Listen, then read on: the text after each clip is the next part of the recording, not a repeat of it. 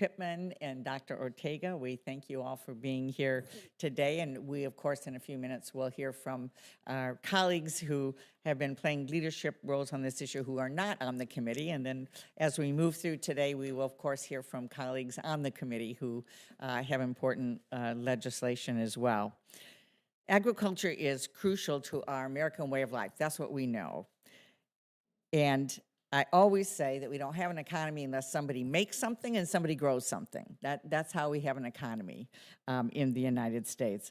Our food industry and agriculture support more than 21 million jobs, contributing roughly $1.2 trillion to the American economy and providing a safe and affordable food supply. Also, we know food security is national security.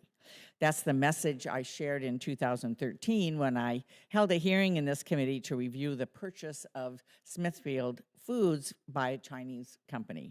It was the largest purchase of a U.S. company and the first purchase of a major U.S. food and agriculture company by a Chinese firm.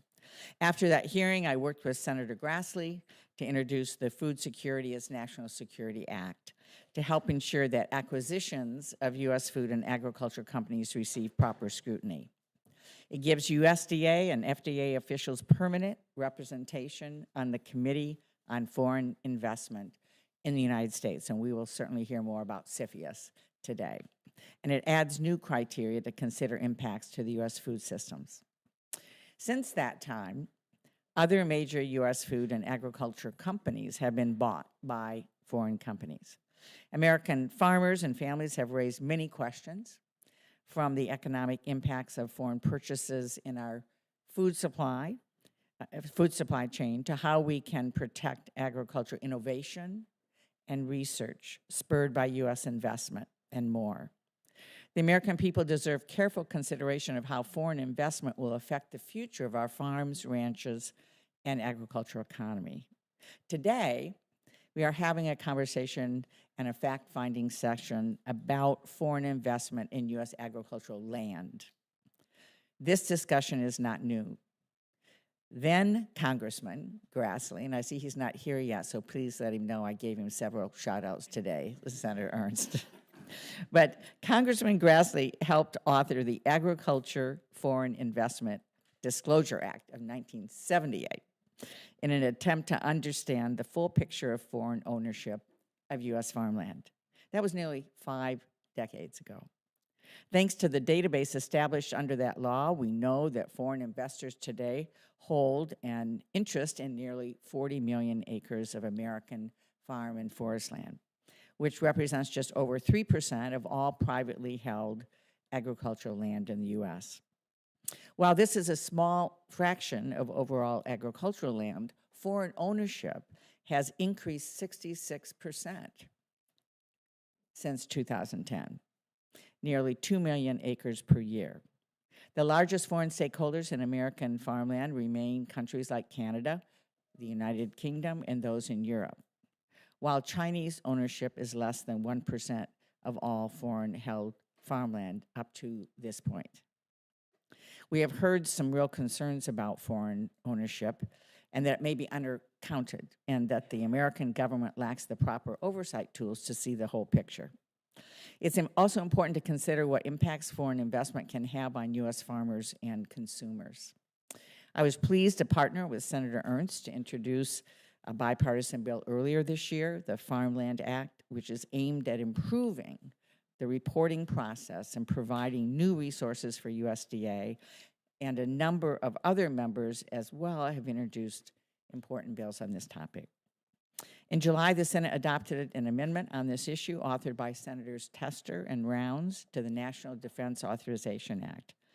I'm glad that the idea of adding USDA to CFIUS that Senator Grassley and I first proposed was included in this amendment. The leadership of Senators Tester and Rounds on these issues has been critical. We're glad to hear from them today, and also glad to hear from 2 other leaders, not on our committee, Senator Baldwin and Lankford, who will be sharing information as well. Our national security depends on a food system that is safe, secure, affordable, abundant, and resilient. As foreign entities continue their acquisitions of U.S. food and agricultural assets, American farmers and families deserve to know that these transactions receive proper scrutiny. We must also be cautious of our history of barring immigrants from owning land in our country and ensure efforts to protect our national and economic security interests do not encourage discrimination.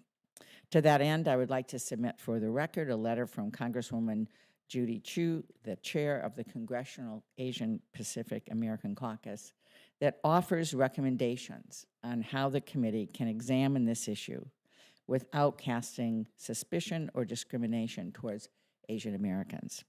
Without objection, I'll submit that for the record. Deputy Undersecretary Montano, Green, Director Pittman, Associate Professor Ortega, we look forward to hearing your insight on these matters. And now I turn to my partner on the committee, Ranking Member Bozeman, for any opening remarks that he would like to make. Well, thank you, Madam Chair, and thank you for convening this hearing. We've traveled the country, we've held hearings in Washington, listening to farmers and ranchers discuss their priorities for the upcoming Farm Bill, and this topic has been brought to the committee's attention on numerous occasions. I've been asked many times for my thoughts on this matter, and my answer has always been that we need to better understand the problem before we can provide a solution. Today's hearing is a good first step in bringing more information to the discussion. My hope is at the end of today's hearing, we will have a clearer picture of the scope and the scale of the issues foreign ownership of U.S. farmland poses to our country. So thank you, Madam Chair, very much for working with us to get this hearing scheduled. Many of our Senate colleagues on and off the committee have given considerable thought to the issues of foreign land ownership. We will have the opportunity to hear from many of them this morning, and I look forward to hearing about what their states and are experiencing and how they believe we should address their concerns. As we move this discussion forward and consider various proposals, there are several considerations and questions that I would urge my colleagues to keep in mind. First, whatever we do must respect and protect the private property rights of U.S. citizens. Second, land use issues have historically been decided at the state and local levels. Are state laws sufficient to address the issues posed by foreign ownership? Does the federal government need to play a larger role?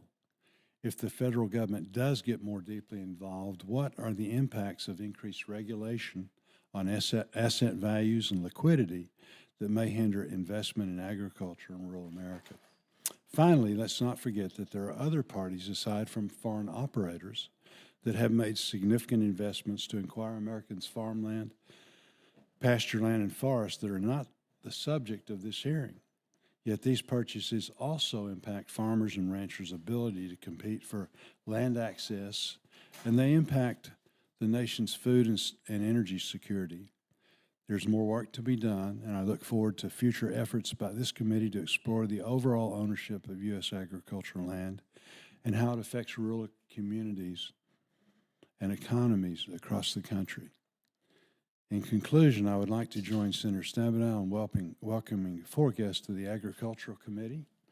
Like several members on this committee, our esteemed colleagues, Senator Tester, Rounds, Baldwin, and Lankford, have each introduced thoughtful legislative proposals, and I'm grateful for their engagement. I look forward to working with each of you as we move forward, and thanks again, Madam Chair, for again working so that we can make this possible. I look forward to the discussion. Well, thank you so much, and thanks for working closely on this hearing together. Senator Baldwin, we have four people, four senators we invited. I guess you're speaking for all of them, so we have the most powerful person here. Senator Baldwin from Wisconsin, as we know, our great colleague who's very involved in leadership in this, and we really appreciate your sharing your thoughts today. Thank you, Chair Stabenow and Ranking Member Bozeman. Good morning to all the committee members. And thank you for convening this hearing on a very important issue of foreign ownership of U.S. farmland.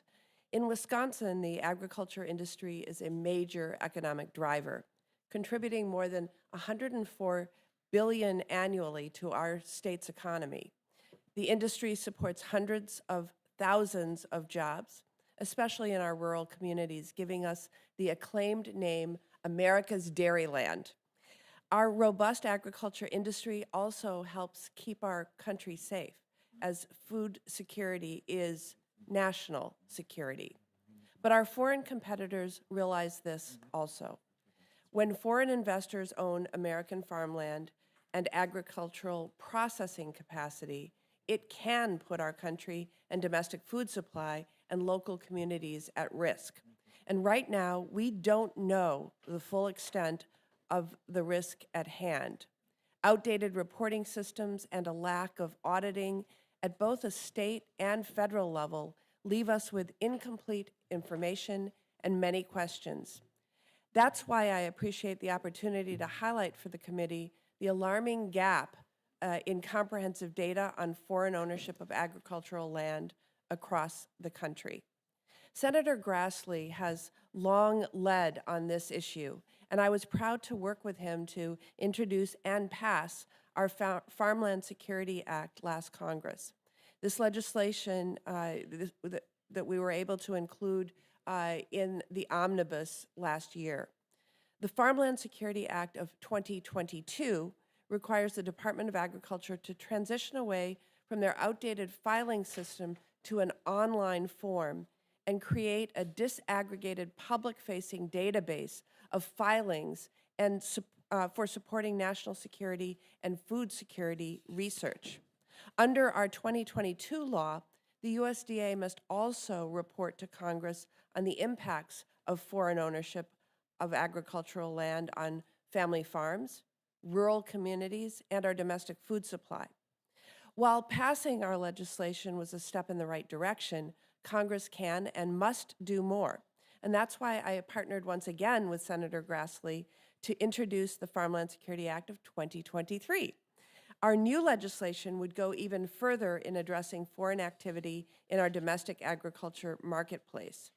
As this committee works to write the next farm bill, I urge you to include this bipartisan bill in the final version. The Farmland Security Act of 2023 would give USDA additional tools to address and penalize shell corporations who fail to comply with our nation's foreign ownership laws. It requires annual auditing of foreign ownership filings to ensure that we have the whole picture of our food security and or national security risks. This legislation also goes beyond looking just at ownership trends by scrutinizing the impacts of long-term leasing of agricultural land. And importantly, the Farmland Security Act of 2023 requires USDA to take a closer look into foreign ownership of our agricultural production capacity. Many of the products that our farmers make here are only as good as the processors that help them to get it to market. And we need to get a look under the hood of the entire supply chain in order to ensure that it is resilient and capable of preventing any malign foreign influence. We saw the increase in exports from US-based foreign-owned meat processors during the COVID-19 pandemic, while those very same processors jacked up the prices of meat at the grocery store for American families. That market disruption illuminated the larger trend that we are not in total control of in our domestic agricultural supply chain.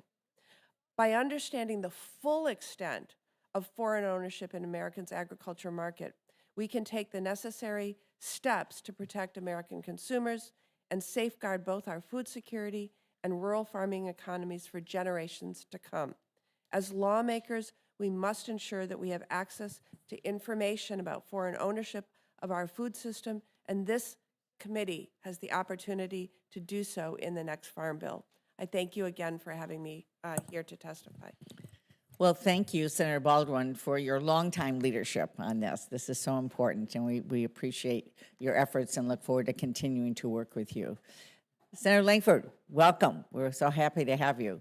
Thank you. Thank you for allowing me to slip into the prestigious Ag Committee and to be able to have this kind of conversation and be able to walk through it. I'd love to be able to tell you a story of how I got involved in this at all.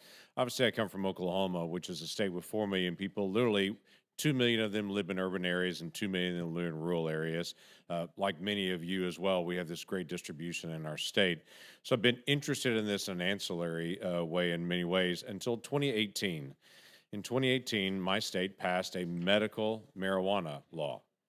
Now, it was the most liberal medical marijuana bill in the nation at that time. And what we saw was a rush to be able to buy up farmland in our state. And it was a shift that surprised a lot of people in the state based on how quickly it happened and based on who actually did it. Oklahoma is now number 8 in the nation for having land owned by foreign entities in our state since 2018 when we passed that. In fact, the year after we passed a medical marijuana law in our state, the next year, Oklahoma had more land sales to foreign entities than any other state in the nation. We saw a rush that came into our state. We have great land prices. We have great prices for electricity and ready access to water. All those features all came together to have a huge amount of land that actually shifted into foreign ownership in the days literally leading after the passage of the medical marijuana law. Just in the past decade, to give you a percentage on this, we've had a 500% increase in our state of foreign ownership of land just in the past decade. We have 7,000 licensed marijuana grows in our state now. That's since 2018. In 2017, we had 0. Now we have 7,000. Thousands of those are actually illegal operations that haven't gone through the full licensing capability. Of those, about 75%, our Oklahoma Bureau of Narcotics states about 75% of those are actually Chinese-owned facilities. What we have found is Chinese criminal organizations are partnering with Mexican cartels to be able to facilitate the distribution of marijuana nationwide, and they're using Oklahoma as the source for that. And this is all kicked in just since the 2018 vote. The problem in Oklahoma has gained a lot of national attention. Many of you have probably heard about it as well. Politico did a large feature article on it called "The Growing Chinese Investment in Illegal American Weed." Was their big article, and they did multiple different stories on it. But Oklahoma has been the epicenter on that. We've also seen things like in 2022, execution-style murders on a rural farm in Kingfisher, Oklahoma, where multiple people were left dead in an execution and a shooter on the run, all of them Chinese nationals, in rural Oklahoma. We have multiple entities that are in Oklahoma that are law enforcement, sheriff's department, and otherwise that are having a difficult time because if they pull someone over, they don't speak English, they speak Mandarin, and it's become its own unique challenge. It has also led to a tremendous amount of human trafficking and sex trafficking to be able to work in these different farms across our state. We have seen over and over again individuals that have come across our southern border illegally that are Chinese nationals that end up in the marijuana farms, and they're working off their debt, literally being moved from farm to farm to farm. They literally don't even know what town that they're in or often what state that they're in when they're actually arrested and the operation is taken down. So that brought my attention to what was happening and got me to ask a simple question. If that's happening in Oklahoma, what is happening in the rest of the nation? And what are we seeing? And what I've seen is a tremendous rise in foreign ownership of land around our country. All of us that are in ag states all know the saying, there's lots of things you can get more of, there's not more land. So it's incredibly precious to us as Americans to be able to make sure we're making the right decisions on this. So we've worked for several years to be able to find a way to be able to deal with this foreign ownership of land issue, and we have something called the Soil Act. The Soil Act we brought up for several years and continue to be able to refine it, add additional ideas to it. My partners on this are Senators Bennett, Risch, and Tillis. We've worked together specifically on the ag issues here, and let me walk through the details of it. It requires review of agricultural real estate purchased by certain foreign entities through the CFIUS process, which we think is a reasonable place to be able to put that. It restricts federal assistance for foreign-held real estate holdings, and it broadens disclosure requirements for land purchases made by foreign entities through the AFIDA process. So for us, we're focused in on what are we doing to actually make this a better process. It does not do a blanket prohibition. of foreign ownership of land, but it puts an additional hoop in the process so that illegal operations are not going to go through that hoop. If they've got to go through the CFIUS hoop and they can actually show that there's a reason they should have that land holding, they should be able to actually earn the right to be able to do that. We have foreign ownership across our nation from multiple entities. That's never been an issue for us as Americans, but we should actually ask the basic question, why? Before we're making agricultural land available to them. We attempt to be forward-looking in this as well by not citing one particular country or group of countries, but using the established list from the Department of Commerce and the Director of National Intelligence to saying as that list shifts from the Department of Commerce and the Director of National Intelligence, it would also shift in ours as well. We're narrowing in specifically on this committee's jurisdiction. The Soil Act closes current reporting loopholes currently in the AFIDA process by requiring reports of leases longer than 5 years and the disclosure regardless of acreages. The reason is that we have a lease loophole that's currently in the AFIDA process that if you don't own it but you lease it, you don't have to go through that reporting process. We're trying to be able to close that loophole. And then currently that process also allows just 10 acres or more for many of these, for instance, marijuana farms, they're at 9 acres or less. And so they're not going through that process because they're building greenhouses to be able to take that on. So this would close out those 2 loopholes that are currently in the AFIDA process that are under this committee's jurisdiction. So we've tried to be able to work through the process, try to be able to get this right in a way that we think actually helps us as a nation to be able to protect our ag, and quite frankly, also to be able to deal with criminal organizations that are trying to take advantage of our very open nation. So thank you for hearing this out and for doing the work to be able to address this. Well, thank you very much, Senator Lankford, and it certainly brings a different perspective. My mother grew up on their family farm in Oklahoma picking cotton, and so this is a very different picture that you're portraying as of what's happening. So appreciate your legislation and your focus on this very much. Senator Rounds has joined us, part of the duo of Senator Tester and Senator Rounds. I know there's another important committee meeting going on in banking and that you're both coming back and forth, but we wanted to give you an opportunity since you both worked so hard in the NDAA to be able to have your amendment passed, and we wanted to give you a few moments to share what that does. Well, thank you, Madam Chair, and I suspect that Senator Tester will be here shortly. We were both at the banking hearing together. First, let me just say good morning, and I do believe that it is truly a privilege to be here today with the Senate Committee on Agriculture, Nutrition, and Forestry. I want to thank you, Madam Chair, along with Ranking Member Bozeman, for taking a special interest in this issue and inviting me to provide some remarks at the hearing today, along with Senator Tester, who is just arriving now. Don't worry, I'm just holding things up long enough for you to get here. I think Senator Tester always knows how to make an entrance. Keep the filibustering, buddy. Well, as you all know, China and Russia are our near-peer adversaries, and North Korea and Iran are no friends of the United States.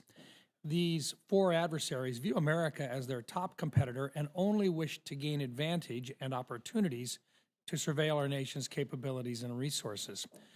Over the course of the last several years, it has become very apparent that an increasing number of foreign purchases of American agricultural land is posing a threat to national security.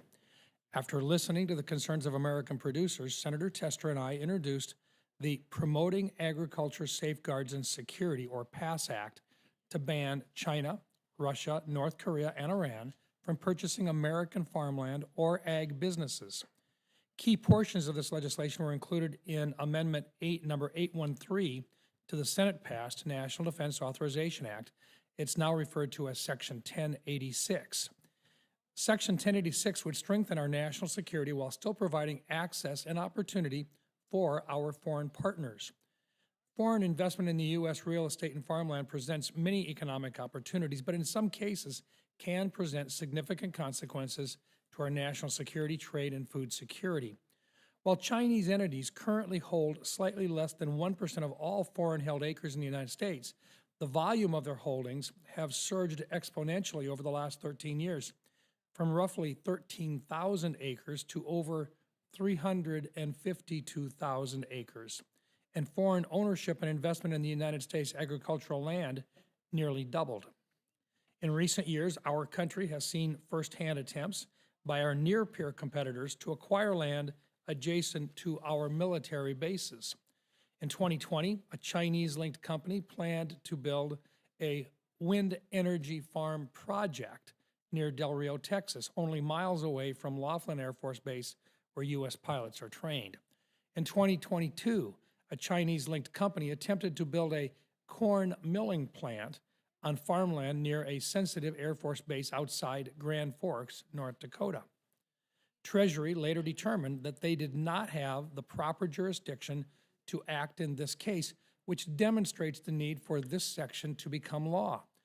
The legislation, as included in the Senate-passed version of the NDAA, would require the Committee on Foreign Investment in the United States, or CFIUS, to prohibit China, Russia, North Korea, and Iran from purchasing agricultural land and agricultural businesses in the United States and make reforms to the CFIUS process to improve our country's ability to protect our national security. However, this legislation would also allow the President of the United States to waive the requirement prohibiting a purchase by one of these four countries. This decision would be made on a case-by-case basis if it is deemed that doing so is in the national security interest of the United States and would require a report to Congress by the President. It also adds the Secretary of Ag as an ex officio member of CFIUS, giving them the ability to consult on all cases if they so choose. Additionally, this legislation does not alter current exemptions for our trusted allies, the United Kingdom, Canada, Australia, and New Zealand, to make purchases without being subject to CFIUS review. I want to thank my friend from Montana, Senator Tester, for his hard work to get our amendment into the Senate-passed FY24 NDAA and on our original bill, the PASS Act. This is a common sense provision that will make our homeland more secure. However, it is just the first step in addressing this issue on a broader scale. Specifically, I commend the work done by Chairman Stabenow, Senator Ernst, Senator Braun, and others on several pieces of legislation to enhance the Agricultural Foreign Investment Disclosure Act, a critical piece to addressing this issue. As the committee gets closer to completing its work on the Farm Bill, I request that you build on what we started with Section 1086 with additional legislation, because there is more work to be done. I again want to thank the chairwoman and ranking member for holding this hearing and allowing non-committee members to provide their perspective. I look forward to working with the members of the Senate Ag Committee on this critical issue. Thank you. Well, thank you so much, Senator Rounds, and we so appreciate your leadership, Senator Tester's leadership on what is now Section 1086. Senator Tester, welcome. Thank you so much for all of your leadership on this issue. It's very important, and we're glad to have you before the committee. I will do my best to be very brief. I want to thank you, Chairman Stabenow, Ranking Member Bozeman, for having this hearing. I think it's a very important hearing. I want to thank you for the courtesy of allowing 4 senators that don't sit on this committee to be able to speak to this issue, because I think it's a very important issue. Look, many of you know, in fact, I think all of you know, I have a real life outside the Senate. I'm a farmer. I can tell you that everybody in this room also knows that food security is national security.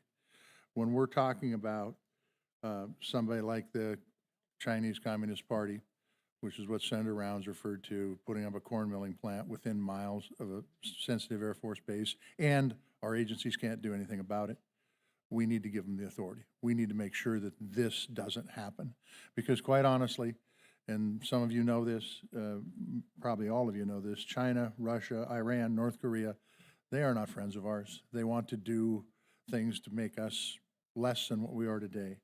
So we shouldn't allow these bad actors to be on our soil. Honestly, the fact is that if they're there to have impacts on our food supply, that's bad business. If they're there to spy on us, they shouldn't be allowed to spy on us anywhere in the world, and certainly not on our own soil. Senator Rounds spoke a lot about what I was going to talk about in remarks. There's no need repeating it. We've had some successes in this Congress, but none of them have got to the President's desk yet. I appreciate the fact that you guys are doing this and showing the kind of leadership in a committee that's all things agriculture, because this is important. It's important for this nation's food security, our national security. It's important for our citizenry. Thank you for doing this hearing.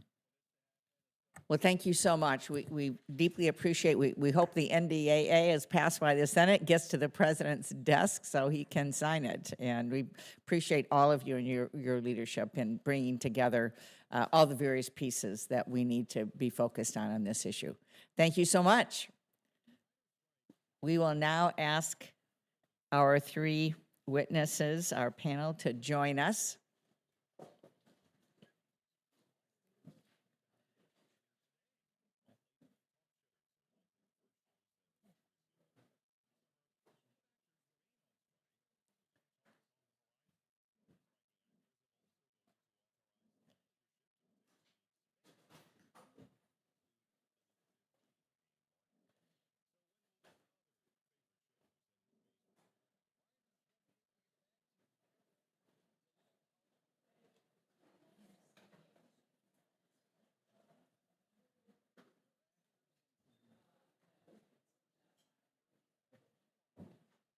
You're welcome to join us at the table. Thank you so much.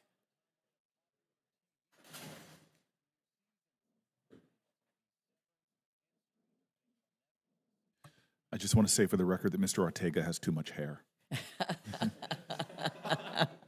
I feel like For the record, we will indicate that Senator Booker is deeply concerned. I think it is a personal attack. Yeah. I want it noted. All right, well, good morning. Let me introduce our three witnesses and then ask each of you to make some comments. Gloria Montano Green is the Deputy Undersecretary for Farm Production and Conservation, FPAC. In her position, Montano Green leads agencies that deliver farm programs and services to farmers, ranchers, and other producers. She is also a former state executive director for the Farm Service Agency in Arizona. So we so appreciate your being with us. Our next witness that Senator Booker has attacked so far, Mr. Baldwin, I will turn to you to introduce, because he's from your state, and I think you may be offended by what Senator Booker said. I'm not sure. So. Well, we're pleased to have Mr. Harrison Pittman, a proud Arkansan, with us on the panel today. Harrison is the director of the National Agricultural Law Center, a University of Arkansas System Division of Agriculture. He received his Juris Doctor and LLM from the University of Arkansas Law School in Little Rock and Fayetteville, respectively, and has worked at the center since 2001. Harrison is an active member of the American Agricultural Law Association and is a frequent presenter on a range of topics, including the Farm Bill, water law, and environmental law. He has authored articles on numerous subjects, including the National Organic Program, the constitutionality of corporate farming laws, pesticide litigation, the Packers and Stockyards Act, and the list goes on and on. Many food, environment, and agriculture stakeholders depend on Harrison and his team to work to provide accessible, dependable, and objective legal analysis. So we're all proud of the work that they do. Thank you, Harrison, for taking the time to be with us, and a special thanks to the rest of the panel for your willingness to be with us today. Thank you so much. And Senator Booker, I misheard you. You were actually attacking my witness from Michigan State University. So I just want to say, although I see two people Harrison's that got have wonderful plenty of heads hair, of too. hair. So yes, yes. So, but I'm so pleased that Dr. David Ortega, a food and agricultural economist and professor at Michigan State University, is with us today. Welcome. His research focuses on understanding consumer, producer, and agribusiness decision-making to better inform food policy. Dr. Ortega has vast experience studying food systems in various developing and emerging countries, and we are so pleased, Dr. Ortega, that you are with us this morning. So let me turn first to Deputy Undersecretary Montano Green. We would ask for 5 minutes, and then anything further you would like to submit for the record. Good morning. Good morning. Chairwoman Stabenow, Ranking Member Bozeman, and members of the committee, thank you for the opportunity to come before you today to discuss the agricultural Foreign Investment Disclosure Act of 1978, often called AFIDA. It's an honor to serve as Deputy Undersecretary for Farm Production and Conservation, which we regularly call FPAC. It's rewarding work. It's the one mission area at USDA that houses all the producer-facing agencies. Every day, I get to work with 4 agencies across the country. It's Farm Service Agency, the Risk Management Agency, Natural Resources Conservation Service, and the FPAC Business Center to provide farmers, ranchers, and forest landowners support, be it through farm loans, disaster programs, safety net, risk management, conservation programs, and other items that they might be facing. It's an honor, a privilege, and a great responsibility to work alongside more than 20,000 public servants across more than 2,900 offices that support our producers. FPAC is also the mission area that houses the filing of AFIDA. I want to take a moment to be able to recognize this mighty AFIDA team. FPAC's economic and policy analysis staff who work on AFIDA and are working hard to improve outreach and filing information to ensure they're getting the best information possible. Any foreign person who buys, sells, or holds a direct or indirect interest in U.S. agricultural land must report their holdings and transactions to USDA through the AFIDA report, also known as FSA Form 153. Leaseholds of 10 years or more on agricultural land, often involving wind turbine and solar panel interests, must also submit a report to USDA. AFIDA is self-reporting. Currently, the AFIDA reporting system uses a paper-based approach to data collection. We currently have no way to identify the geographic location of AFIDA filings, more specifically than the country level. The process to report and track foreign-owned agricultural land is complex. There is not currently a system at the national, state, or local level that tracks deeds or leases, and there is no automated reporting mechanism to aggregate information and contribute to the disclosure report.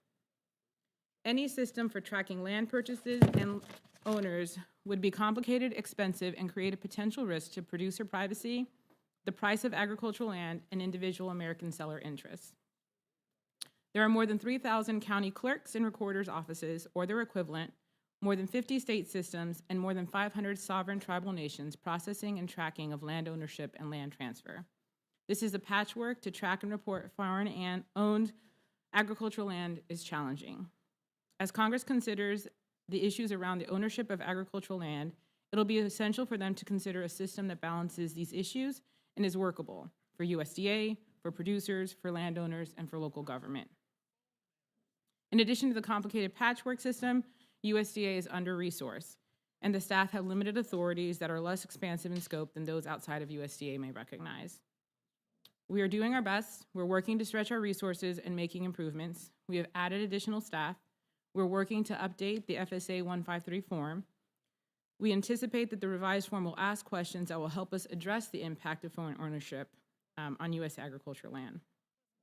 I want to recognize that in Section 773 of the Consolidated Appropriation Act of 2023, Congress did direct USDA to modernize the AFIDA reporting system within 3 years via an online electronic filing portal linked to a queryable.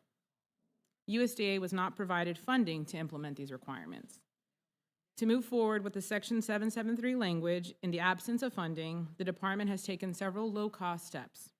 In early June of 2023, USDA posted Excel spreadsheets for each year from 2011 to 2021 with the detailed data underlying the annual report to Congress. This is what could be done with the funding we received. While there are challenges to the current reporting system, we understand the task. We agree that there are incredibly important issues and look forward to working with Congress to address them. Thank you for the invitation and the time today. Thank you very much. We really appreciate your being here today. Mr. Pittman, welcome.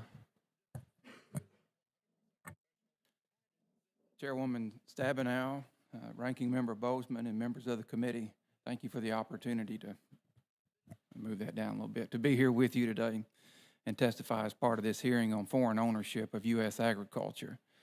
As you all know, this is an issue of great national significance, and it's one that has garnered significant attention throughout the country. And in our experience, it's been with stakeholder groups all throughout the ag industry and then those that aren't traditionally involved in ag issues. My opening remarks will focus on the National Agricultural Law Center, our role with this, and kind of an overview of what's happening at the state and federal level. Very quickly about the National Agricultural Law Center. In 1987, Congress established the center to be an objective, neutral, nonpartisan source of agricultural and food law research and information for the nation's agricultural community.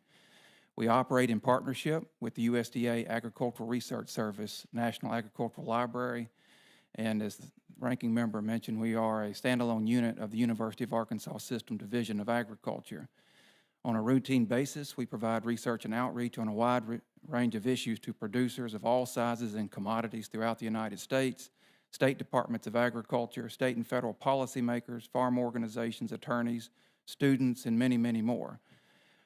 We do not engage in legal or policy advocacy of any kind. The Center's been very involved on the issue of foreign ownership of agriculture, and specifically on the issue of foreign ownership of agricultural land. And particularly so in the last 2 to 3 years. Just as I'm here today, one of my colleagues, Micah Brown, is actually testifying before the Mississippi legislature on foreign ownership. Was in Nebraska last week. I'll be in Indiana next week. And that's just a snapshot in time of what we have going on in this area. In terms of state level activity, in 2021 and 2022, at the state level, we saw a very significant increase in activity in the number of proposals. And it was a historical shift that was noteworthy. And most of those proposals focused on foreign ownership at large. Transferring over into 2023, that level of an intensity and activity basically increased threefold across the country. In fact, there's really not very many states left that haven't had at least one or more proposals at the state level. And those shifted more away from a focus on foreign ownership at large, but more towards what we often refer to as the Big Four: China, North Korea, Russia, and Iran. Likewise, at the federal level, there's been a very significant increase. There's nearly 24 proposals between the House and the Senate, but most of these fall into 3 basic categories. There are amendments to a FIDA or a FIDA, depending on how you want to say that, amendments to the Defense Production Act of 1950, and then restrictions on federal funding, particularly those dealing with federal farm programs through USDA. That doesn't capture everything, of course. In the written testimony, I have an outline with links to all the proposals, and of course on our website we have a myriad resources that would be useful to you. Finally, I think FIDA is such an important focus. Some quick observations here. First, it's a simple statement, but it bears noting that agriculture in the United States and the world around it has changed considerably, just in the last few years, but certainly in the last 3 or 4 decades. Even things, when we think of a FIDA, and we've heard mention of leases already. In 1978, when Congress enacted a FIDA, the concept of a lease was a lot more basic than it is today. Today, we're thinking about solar leases, wind energy, and even carbon on rural lands across the country. There was really no way that Congress or USDA could have accounted for that back at that time. Land transactions have become typically more complicated. They've become bigger. I don't know if you guys saw the news yesterday. We had the record ag land sale, 35,000-ish acres, or dollars per acre in the state of Missouri. The world of ag innovation and ag research has changed in ways that are just beyond our imagination back in the late 70s.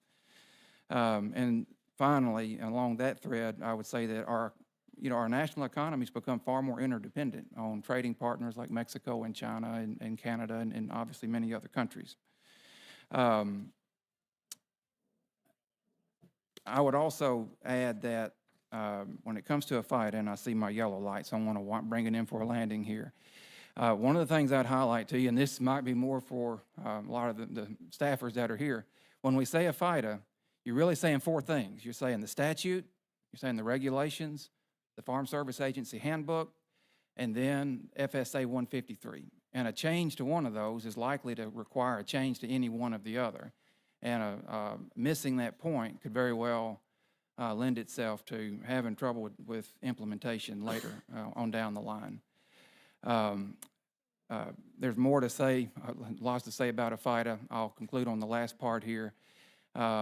when you look at how it's implemented today in 2023, and again, if you really want to nerd out on it, which I encourage, the most formative time period to where we are today is between December 1978 and August of 1979.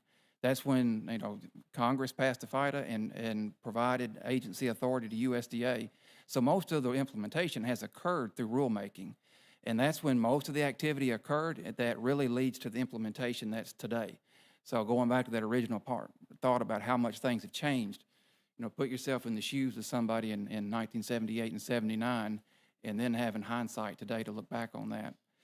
And then if you think a fight is easy, you probably haven't spent enough time with it.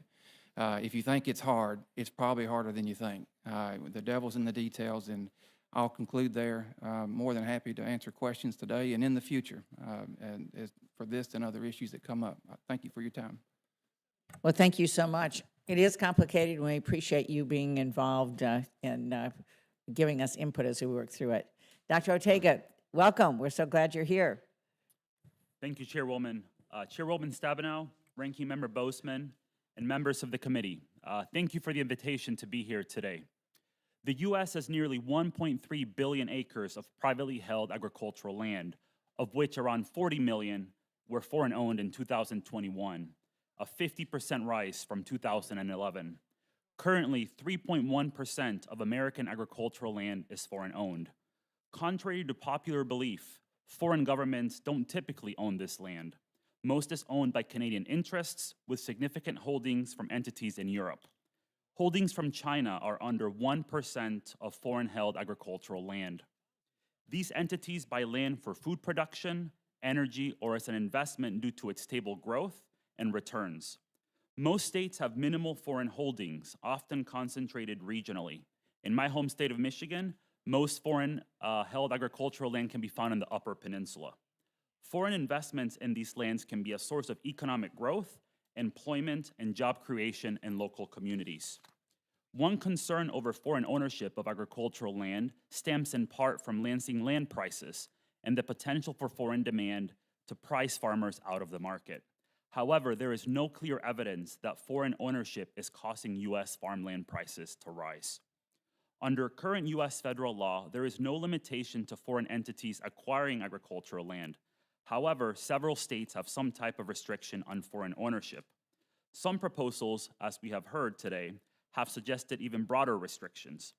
Given the potential for some of these proposals to have unintended consequences, careful consideration is needed to understand their impact on the broader U.S. agri-food system. Analysis of land values in states with varying restrictions and those without does not show a clear pattern. In fact, some results even contradict expectations that these bans would dampen land value increases. AFIDA mandates foreign entities to report transactions of foreign lands to the U.S. Department of Agriculture. Enforcement of reporting requirements have been inconsistent and at times lax. This has been attributed to low staffing levels in the agency. Considering the rise in foreign holdings over the past decade, this is very problematic. How many foreign agricultural land acquisitions have gone unreported, and by whom? Failure to address these questions limits our ability to draw meaningful conclusions from any economic analysis on the impact of these purchases, among other concerns. Chinese ownership of U.S. agricultural land has garnered attention due to high-profile acquisitions and rising Sino-American tensions. Last year, the Fufeng Group's land acquisition near the Air Force Base in North Dakota became controversial. A subsequent corn mill project, which promised significant economic benefits to the region, was canceled due to national security concerns. The Chinese government doesn't directly own any U.S. agricultural land. Chinese entities own less than 1% of the 3% of foreign-held agricultural land. This represents 0.03% of all U.S. agricultural land and less than many other countries, including Portugal and Luxembourg. Over 80% of the Chinese-owned land belongs to Smithfield Foods and a billionaire investor. China's foreign investment strategy has shifted from the early 2000s to now include the acquisition of agribusinesses like Smithfield Foods.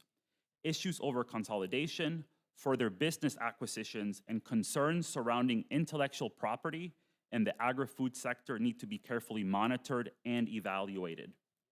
Food security concerns naturally arise when discussing foreign ownership of American farmland. The U.S. is not only self-sufficient in basic food production, but we also provide food for many across the globe. We are the breadbasket of the world. Food insecurity arises in our country not because of production deficits, but because of issues of affordability and accessibility. I will conclude by noting that American farmland is a critically valuable and finite resource. While in my view, the foreign acquisition of U.S. agricultural land by foreign entities doesn't threaten our ability to produce food, it does raise specific and sometimes local concerns. It's vital that any legislative and regulatory response be evidence-based, consider the broader agri-food landscape, and aim to strike a balance between safeguarding our national interest and security and promoting economic growth and opportunity. Thank you again for the opportunity to testify, and I look forward to your questions. Well, thank you so much. We very much appreciate your being here today, and we will start with questions. Deputy Undersecretary Montano Green, your testimony highlights really the complexity, I think all of yours did, the complexity and challenges in monitoring land ownership with limited resources. The Farmland Act I introduced with Senator Ernst would expand the scope of CFIUS to include reviews of farmland purchases over a certain size, 320 acres or $5 million, and from certain countries. We know it's important that we have proper oversight, but we also know we have, as you've indicated, limited resources right now. So what changes might be needed to the Agriculture Foreign Investment Disclosure Act process to focus our resources on the real potential threats to U.S. food security?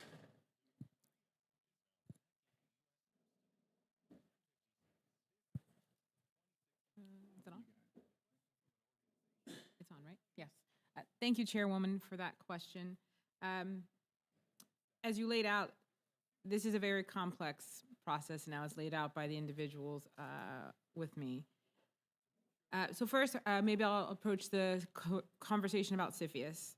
I want to start by saying it's not in my purview at FPAC. It's at USDA under the Office of Homeland Security. As you recognize, USDA is not a committee member, nor are we an ex officio member. And there has been conversations of the role USDA has. USDA was definitely, when we're called upon information, FPAC will provide that information moving forward.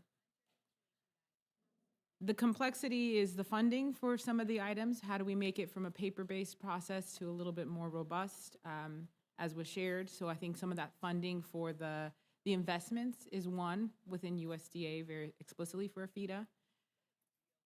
The staffing to make sure that we're able to do that. We're monitoring appropriations debates, and having a cut to the FPAC Business Center has impacts for how we stretch those dollars. And I think the other part is outside of USDA, the system that allows us to be able to have the database or the information that we're able to have that automation. We shared that the multiple thousands of county recorders where deeds are recorded locally has an impact for us to be able to have an understanding. There isn't that robust data system for us to be able to have an automated reporting system.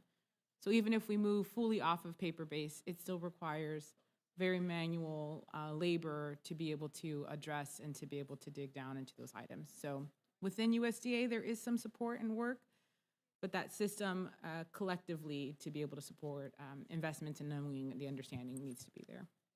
Thank you very much. Dr. Ortega, as someone who's studied China's food systems more closely over the years, is farmland investment something that countries like China are pursuing around the world? And where do you see trends in foreign investment in food and agriculture supply chains more broadly? Thanks, Chairwoman, for the question. When it comes to China's foreign investment strategy in agriculture, it's important to understand that it's really driven by their desire to be self-sufficient. They have 20% of the world's population, but less than 10% of their land is arable. It's a big country, but a lot of it is mountainous terrain. And they are buying farmland across the world. We're seeing investments in farmland in places in sub-Saharan Africa, Southeast Asia, Eastern Europe, as well as Russia. But by and large, China's foreign investments in farmland have bypassed North America. They're really looking at acquiring agribusinesses like Smithfield. We saw ChemChina's takeover of Syngenta. And this is to exert more control over their import food supply chain. And I do foresee there being additional investments in this regard. But when it comes to actual American farmland, it's not something that I would consider as part of their current foreign investment strategy in agriculture. Thank you. When we're talking about farmland today, but as I mentioned in my opening statement, I think that our agribusinesses should be as much of a concern. And Senator Grassi, your ears must be burning because I was speaking about you and our work together early on about Smithfield when they first were purchased by the Chinese business and of course, Chinese government are part of that, and our ongoing efforts to get USDA part of CFIUS because we know that food security is national security. But to follow a little bit more, Dr. Ortega, though, you had talked about potential unintended consequences when we're looking at placing restrictions on U.S. agricultural land ownership on citizens from certain countries. What should we be aware of as we're looking at this? Yeah, thanks for the question, Chairwoman. This could really take many forms. There could be retaliation from other countries.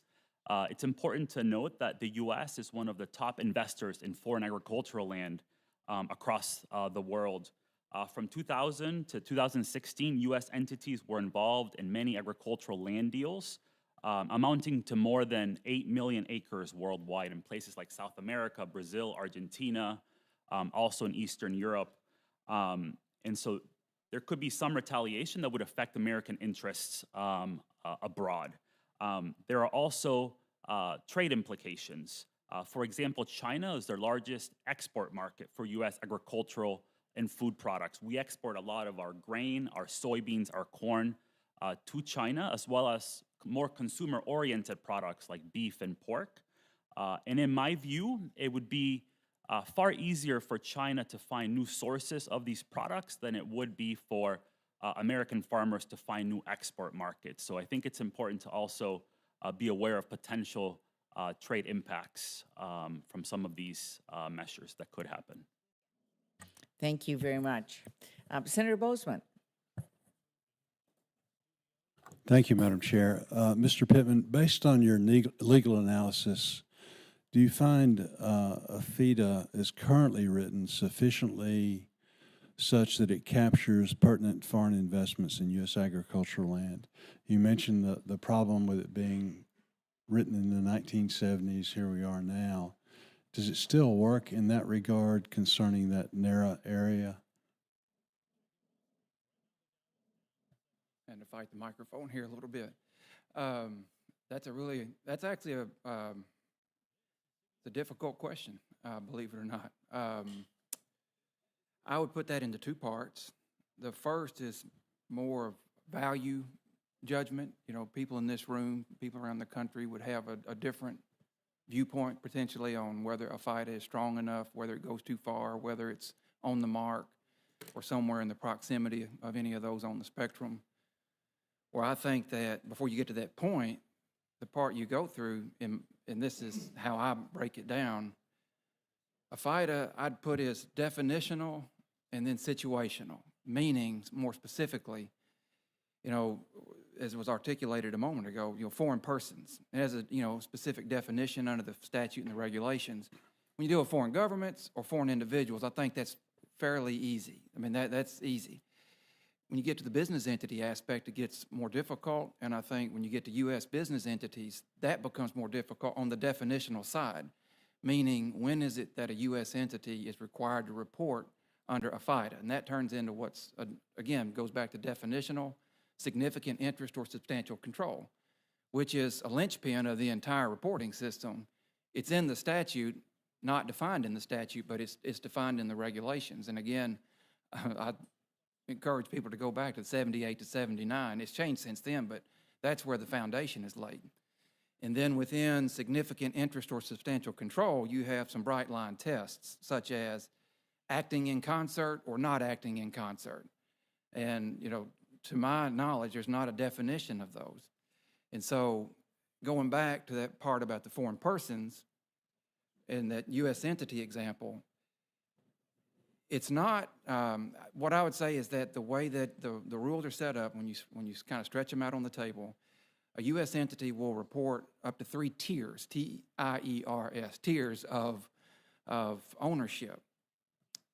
And then it turns back into situational, meaning once that occurs, then the secretary is given the authority, discretion to then go ask for more information about foreign persons that are below that 3rd tier. And when that information comes in, it goes back to situational again, where they can ask for some more information. And so depending on, come full circle, on what your value judgment is on that, and we heard a lot about, you know, resources being limited. I don't have any firsthand knowledge of it, but my guess is that USDA is not able to routinely go back and exercise on that situational side of going back and, you know, potentially what I would just call the Garden of Eden on ownership in an entity. And so that's how I would analyze it. That's how I'd encourage people to look at it, and then, you know, inform on that, and you know, of course, they'd have their own viewpoint on what that would be. There's probably other examples, but that's what came out when I was thinking it through here. So, Madam Undersecretary, in regard to that, do you think USDA has the current authorities? Now, it sounds like you don't have the infrastructure to do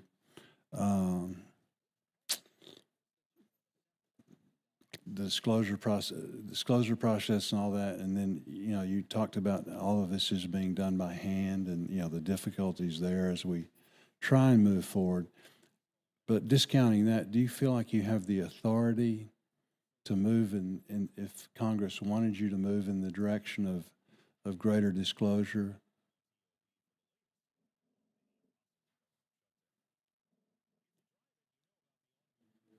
Oh, there it is, sorry. Thank you for that, Senator.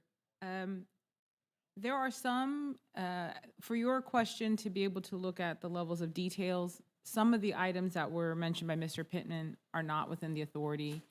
We are currently reviewing the FSA form to be able to see if we can add items, not as a requirement, but as optional to report to be able to better engage.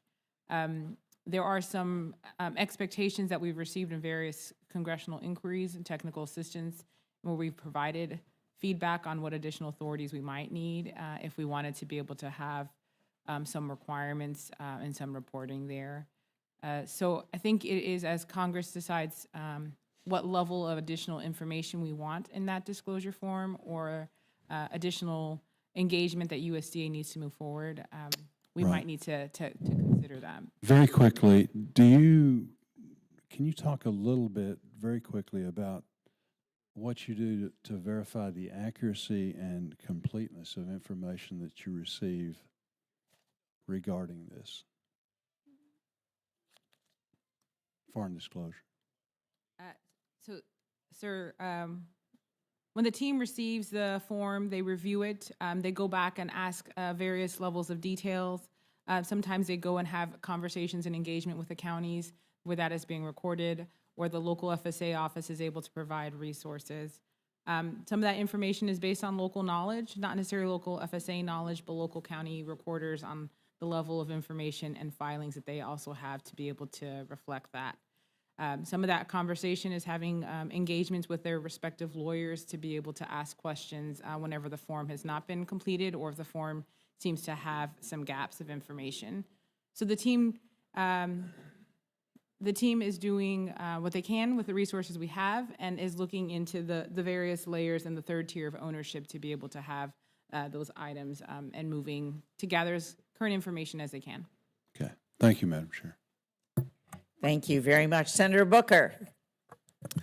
Chairwoman and Ranking Member, thank you both for another really important hearing. I can't tell you how grateful I am to have this opportunity to question three extraordinary witnesses despite their haircuts. Look, who controls our farmland is really important, and honestly, my concerns also with who controls many other parts of our food system, including our seeds, meat processing, and grocery stores. This is all part of our national security. Indeed, as one of our witnesses already said, is food security is national security. In the last several decades, our entire economy, but especially the agricultural sector, has concentrated power and profits into the hands of a small group of corporations. And several of those big corporations are indeed foreign-owned, as has been mentioned by our witnesses. So I support legislation that would prevent foreign corporations, such as Smithfield, from continuing to purchase U.S. farmland. I have visited Duplin County, North Carolina, and seen firsthand what a bad corporate citizen Smithfield is, with their large factory farms poisoning the air and water and ruining the quality of life for local rural communities, all so that Smithfield can ship cheap pork back to China. However, an equally concerning issue to me, and an issue that I hope this committee will focus on and perhaps hold a hearing on, is the rate at which domestic corporations, such as pension funds and hedge funds, are buying up U.S. farmland as an investment strategy. According to a recent report, institutional investors spent over $12 billion to acquire U.S. farmland in 2021 alone. And these corporate investors now own approximately 35 million acres of U.S. farmland. I believe that our national food security depends on the farmers who are working the land having an opportunity to own the land. And I don't believe that our federal farm safety net programs like crop insurance should be used as a risk management strategy by Wall Street investment funds. That's why I recently introduced the Farmland for Farmers Act, which would prohibit these investment corporations from acquiring any additional U.S. farmland. The bill would also make the hedge funds and pension funds who currently own farmland ineligible for USDA safety net programs moving forward.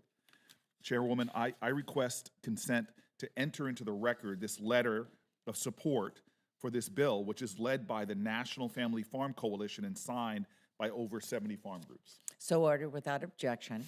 I'd like to direct my question to Mr. Pittman. Can you talk about how the issues of foreign investment in U.S. farmland and the purchase of our farmland by corporate investors such as Wall Street pension funds and hedge funds are really intertwined issues, and that the interconnected way in which some states actually have dealt with those two issues?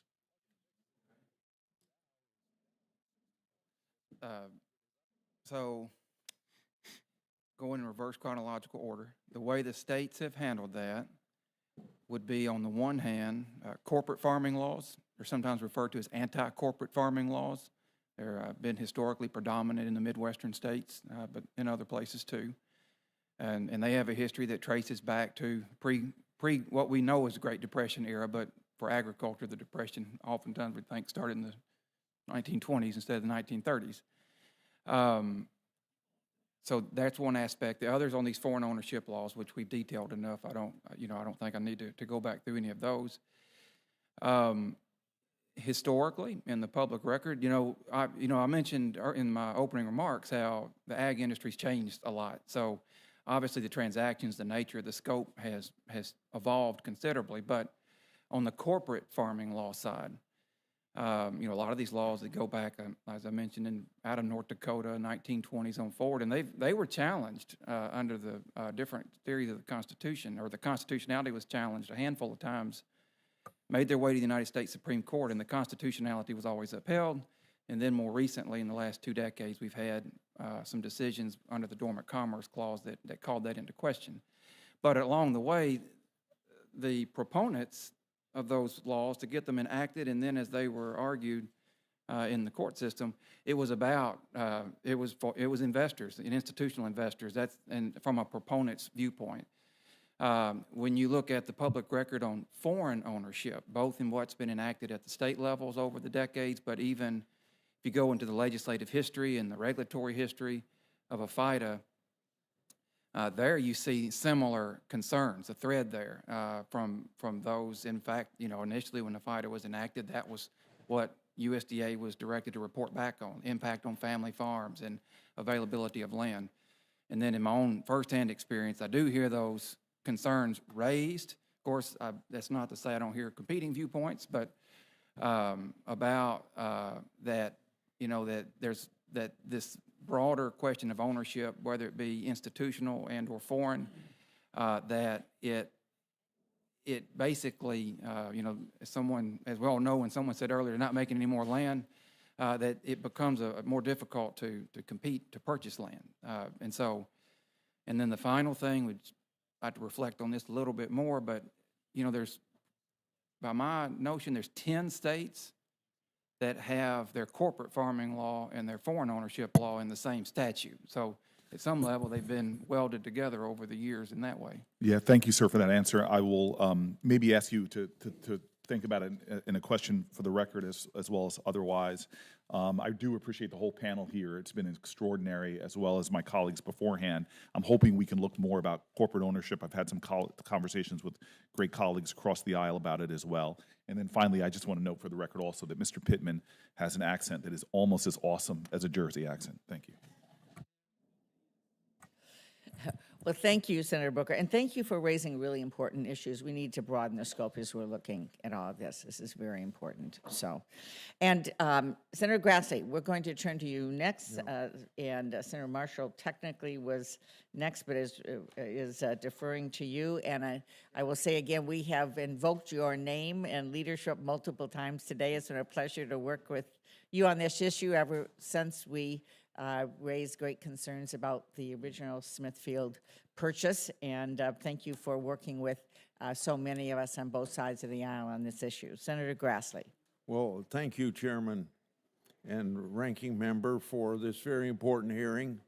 And I don't know whether the figure of 100 million acres of farmland is going to be sold over the next 10 years, so this is a very timely hearing for you to have that. And you said you mentioned my name many times. I don't know whether you knew that I had an interest in this way back when I was a member of the House of Representatives and authored a piece of legislation, now law, in 1978 called the Agricultural Foreign Investment Disclosure Act. At that particular time, we didn't have any national records of foreign ownership of land, and this was required that the USDA keep track of this.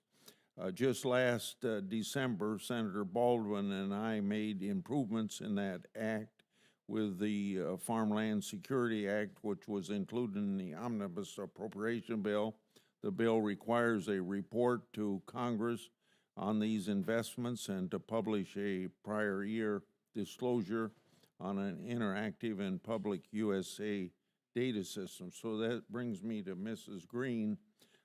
If you have taken steps to implement the changes included in the Farmland Security Act, and what have those steps been?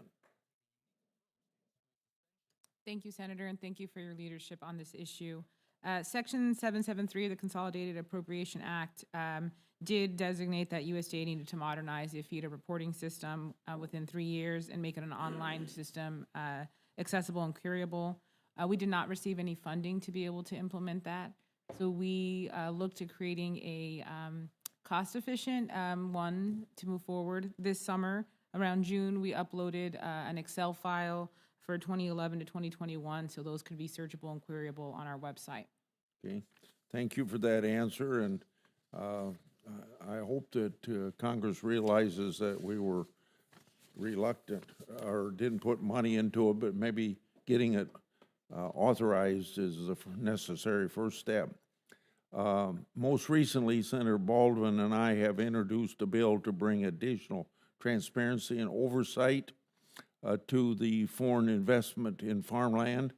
The Farmland Security Act of 2023 imposes a new financial penalty on foreign owners or shell companies who fail to report or misreport their acreage.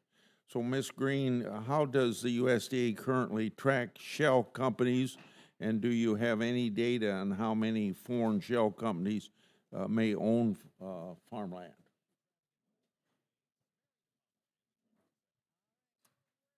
Sure, the report information that we receive is based on the self-disclosure So the level of reporting that we provide annually is the information and the data that we do have available. Okay. Do you think that the Department of Agriculture should have a permanent seat on the Committee on Foreign Investment in the United States? CFIUS, as we call it. Thank you for that question, sir. I want to be able to state that it is not within my purview at FPAC regarding the decision for the department to serve on CFIUS. That would be in the purview of the Office of Homeland Security. But what I can say is to be able to repeat things that my boss has definitely shared, and most recently was at Monday's White House press briefing, that the Secretary was asked a very similar question on Monday, and he stated that he does support USDA having a more robust role on CFIUS. Okay. And then, Mr. Pittman, a lot of credit goes to my state of Iowa for having some of the best laws on the books when it comes to foreign land ownership. Because of these restrictions, Iowa does not have the issues that other states have had. In your research, have you encountered any state laws that could serve as an example for federal legislation that could be enacted?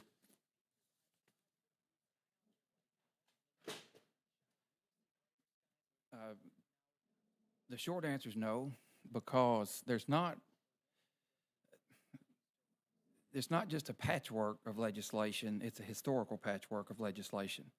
And so it's difficult to find one that would be a model. There are unique differences in Iowa to Missouri to Pennsylvania to South Carolina and on and on. Some of these laws were put into place, I think of Pennsylvania in particular, 1791 and 1818. They've been unamended ever since. It'd be hard to use that as a model law. And so we don't really have a lot of uniformity yet that would allow for something like that. It'd be hard to do. And you know, and in that historical perspective, the reason so many of these laws are in the Midwest is that at one point that was the western boundaries of the United States, and so it just has a historical underpinning to it. And so they were enacted at a very different time. Many have been amended in some ways. Some have not been amended very much. It'd be hard to do.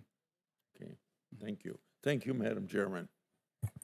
Thank you very much. Senator Bennett. Thank you, Madam Chair, and thank you and the ranking member for holding this important discussion today. I really appreciate it.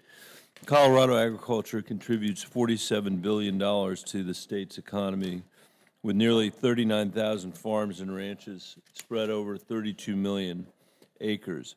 But my state ranks third in the nation in foreign-owned farm and ranch land, behind only Texas and Maine, which raises economic and national security challenges for us. This upward trend is incredibly concerning, not just for the sake of our vital land resources, but also for our precious water resources, which, as you know, in the West are tied to the land. Water has the same legal property rights as land. Sometimes it's often more important than land. So as we grapple with how to handle land resources, we should do the same for water. On the economic front, when foreign buyers purchase land and the corresponding water rights, it drives their prices up. And Colorado family farmers and ranchers, can't afford it. And outside of the Agricultural Foreign Investment Disclosure Act, USDA has minimal authority when it comes to foreign investments, including monitoring or weighing in or on any of these transactions to determine their effect on national security. So, Ms. Matano Green, while respecting private market transactions, what role do you believe the agency could play to mitigate economic and national security concerns related to heightened foreign investments in our land and water resources? Thank you, Senator. As a Westerner, I definitely appreciate the impact of water as a natural resource, and so thank you for being a champion on those items and issues. USDA understands that this is important for national security and that land resources and all resources are very important. Our authority does not allow us to stop the selling of foreign land. We do not have authority to have a decision in foreign or domestic land purchases and leases. We are doing our job to be able to have the Foreign Land Disclosure Act.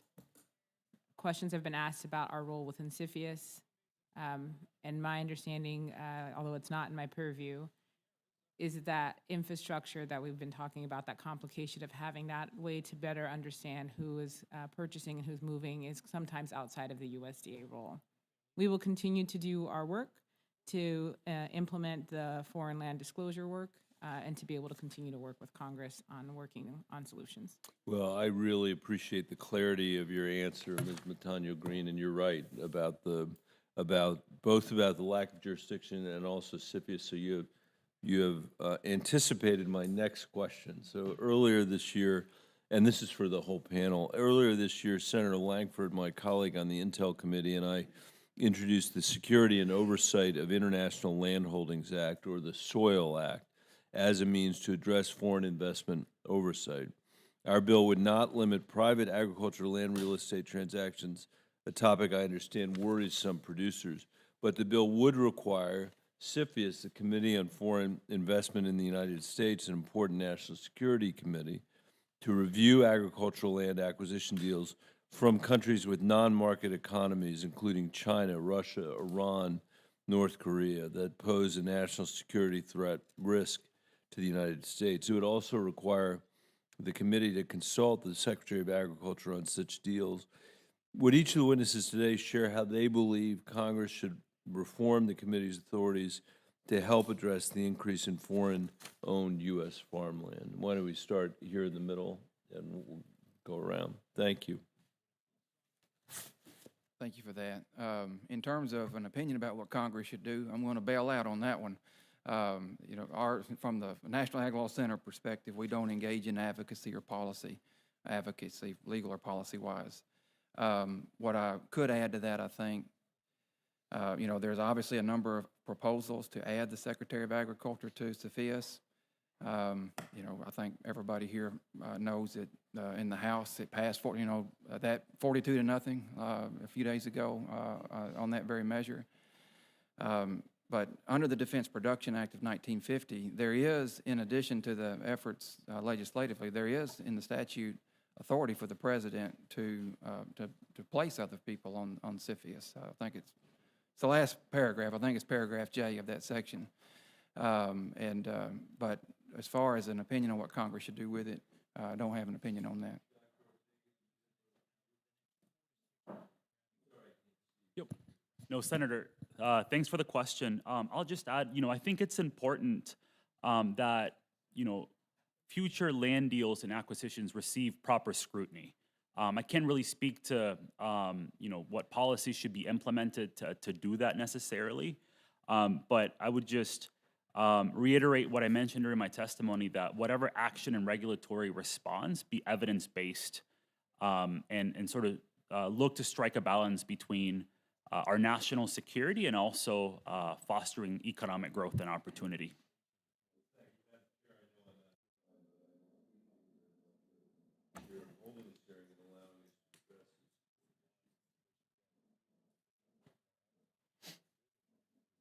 Thank you very much, and thank you for your leadership. Senator Lankford was here earlier and acknowledged that the two of you were working on this. It was very important. All right, we are now going to turn to Senator Marshall. Good morning. All right, Madam Chair, good to see you, and Ranking Member, good morning, and welcome to our witnesses. BGI is a China-based biotech company tied at the hips to the Chinese Communist Party and Chinese military that's been leading China's efforts to create the world's largest genomic repository. Our USDA has provided grant dollars over the past decade to BGI for genomic gathering and data storage. Of great immediate concern, though, is its relationships with USDA and the American scientific community. BGI has access to genetic information of American citizens. BGI is listed as concerned by the NCSC, the Department of Defense, and the U.S. Department of Commerce. I want to stop and emphasize the greater national security threat we face in agriculture and our nation's ability to feed itself lies in this backdrop of China's goal to steal our intellectual property and then create and manipulate the world's largest genomic repository. Here's my concern. To borrow from the Wall Street Journal article, World War III will be fought with biological and computer viruses simultaneously. Next, I want to talk about the Earth Biogenome Project, EBP, which is an international cooperative initiative to sequence the DNA of more than 1.5 million species. BGI provides data collection and data storage for EBP. And please realize this again, the USDA continues to maintain a relationship with the Earth Biogenome Project today. Now here's the important point, here's the theme. In China's relationship with our nation and others, their goal is to obtain access to intellectual property while we pay for the research and development. The intellectual property is what's so very important in this relationship. And again, we pay for it, we do the research, they get the intellectual property. By maintaining relationships with the CCP-related entities, directly or indirectly, we place American citizens and our food supply at risk. There's no guardrail, there is no contract, no ethics of scientific research, nothing the CCP respects, as we witnessed by their takedown of valuable DNA sequencing data during the Chinese-created COVID pandemic. Again, my national security issue is this. While I acknowledge all the good that can be done from genomic collection, it doesn't take much imagination to realize the potential catastrophic biotech attacks rogue nations or terrorists could wage on Americans. So my first question for Madam Undersecretary is this, and I know this is not your exact purview with USDA, but do you agree that EBP and BGI pose a national security threat to our nation? And should we continue to have this relationship with either of those entities?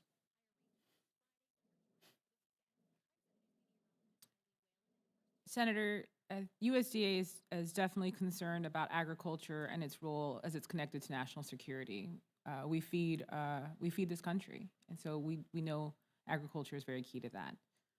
With regard to this question, this is fully outside of my purview. FPAC gets to be the program-facing entities of it. If it would be okay with you, I'd like to take that back to my colleagues over in the Research Education Division to be able to help me better respond to that. Great, I appreciate that. We did send a letter previously, and we'll be waiting the answers here.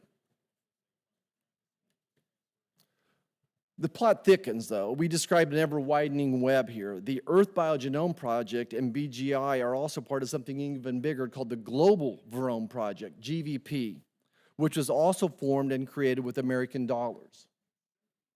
More accurately described, the Global Virome Project became part of the EBP, so GVP is able to expand its global reach even more while it's been able to hide behind this larger umbrella of the EBP, which has made tracking of the Global Virome Project activities even more difficult, a tangled web indeed.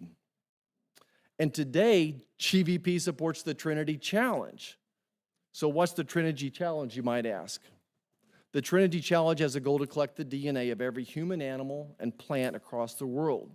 We as a nation are once again financing the research and giving the Chinese Communist Party access to a gold mine of intellectual property that can and will be used against us. So again, for Madam Secretary, 2 questions. Is it ever safe to do research with China? And next, what are the potential bioweapons that could result from this research that could impact American food security?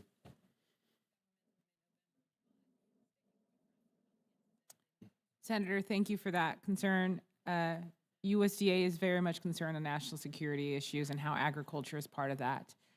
I'd like to take that question back to my colleagues to better provide you an answer and to give you a commentary on it. If I could, Dr. Ortega, you've been involved with China on and off. Do you feel it's ever safe to do research with China? Senator, thanks for your question. You know, this is a very complex issue. And, you know, I will say we have very talented Chinese Americans and Chinese scientists working at land-grant institutions here in the United States. I think it is in our national interest to collaborate with China on research, but we have to make sure that it's done in a very fair way. That's all that I'm able to comment. I'd love to see how you vet these people, but that's probably a question for another day. But thank you so much for your answers, and thank you, Madam Chair. Thank you very much. Senator Welch, welcome. It's good to be here. Thank you, Madam Chair. You know, I share the concern about foreign ownership, Chinese ownership in particular. A lot of that has been covered by my colleagues. But I also share the concern about the incredible challenges for young aspiring farmers to get access to land. And also, I'm very concerned, and a lot of that has to do with the high price and, of course, corporate consolidation. And as I understand it, between 2011 and 2021, foreign ownership increased from 2% to 3.1%. Most of that foreign ownership is non-Chinese.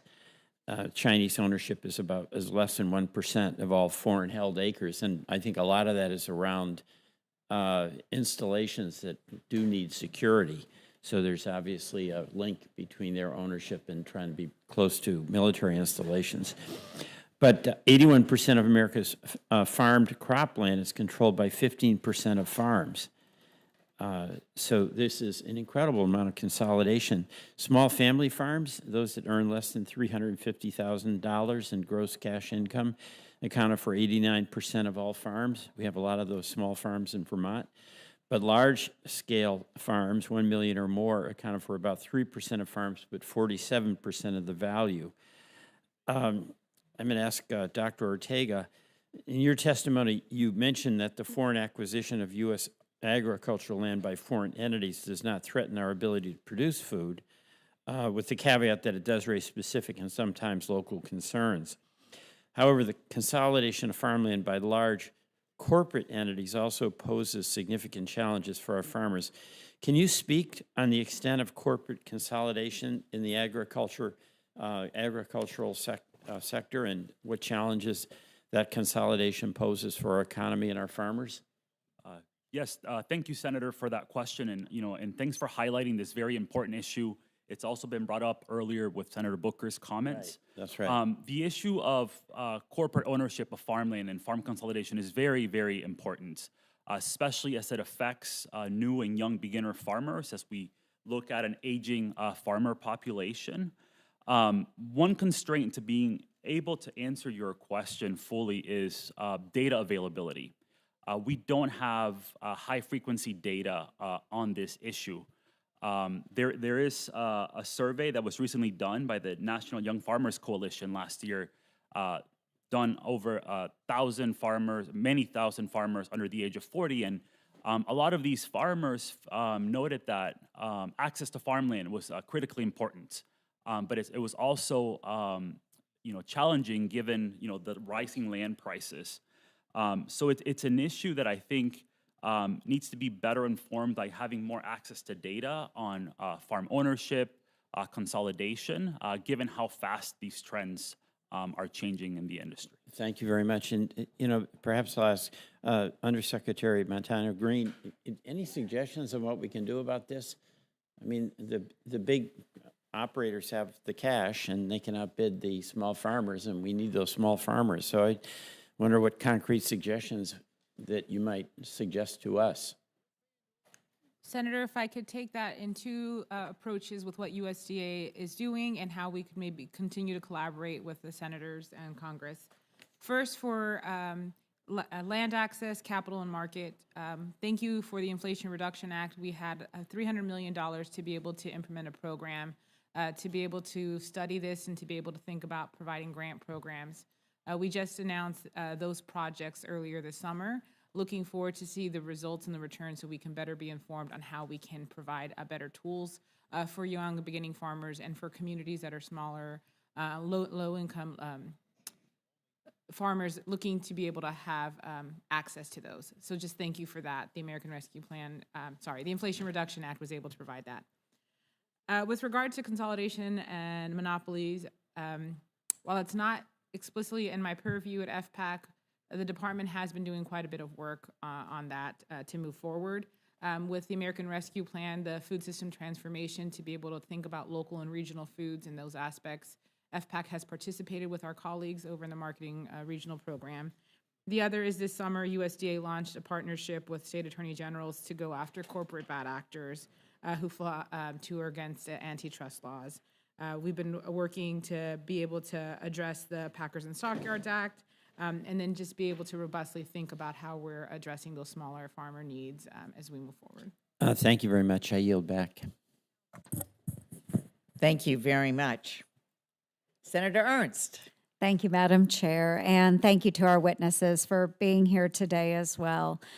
Chairwoman Stabenow, I appreciate you calling this hearing today on this important issue. I think so many of us are really concerned about this issue. And we've worked very closely together on it to modernize the Agricultural Foreign Investment Disclosure Act.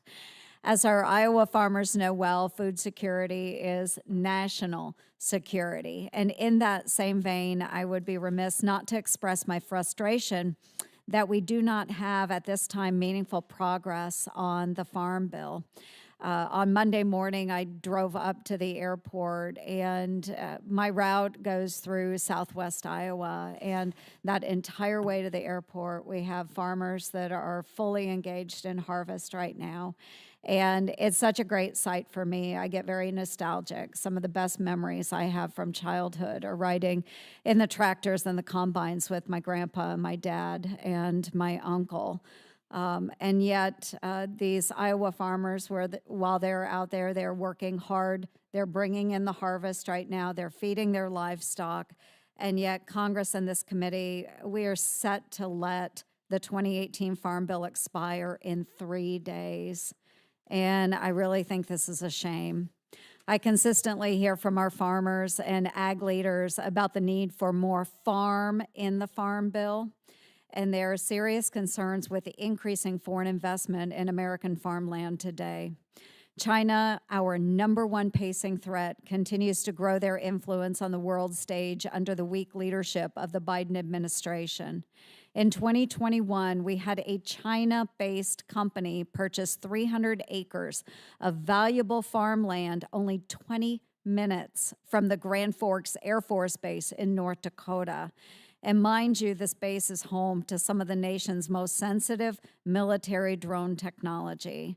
And as if that wasn't enough, earlier this year, the world watched as a Chinese spy balloon crossed over our sovereign border, gathering intelligence for the Chinese Communist Party over much of the Midwest and our nation's prized land. President Biden had the audacity to call this silly. Folks, this is concerning on many levels and a grave threat to our national security. According to USDA's 2021 OFIDA report, foreign persons hold an interest in approximately 40 million acres of U.S. ag land. That's more than the entire state of Iowa. More than Iowa. Foreign ownership and investment in our ag land has nearly doubled over the latest decade.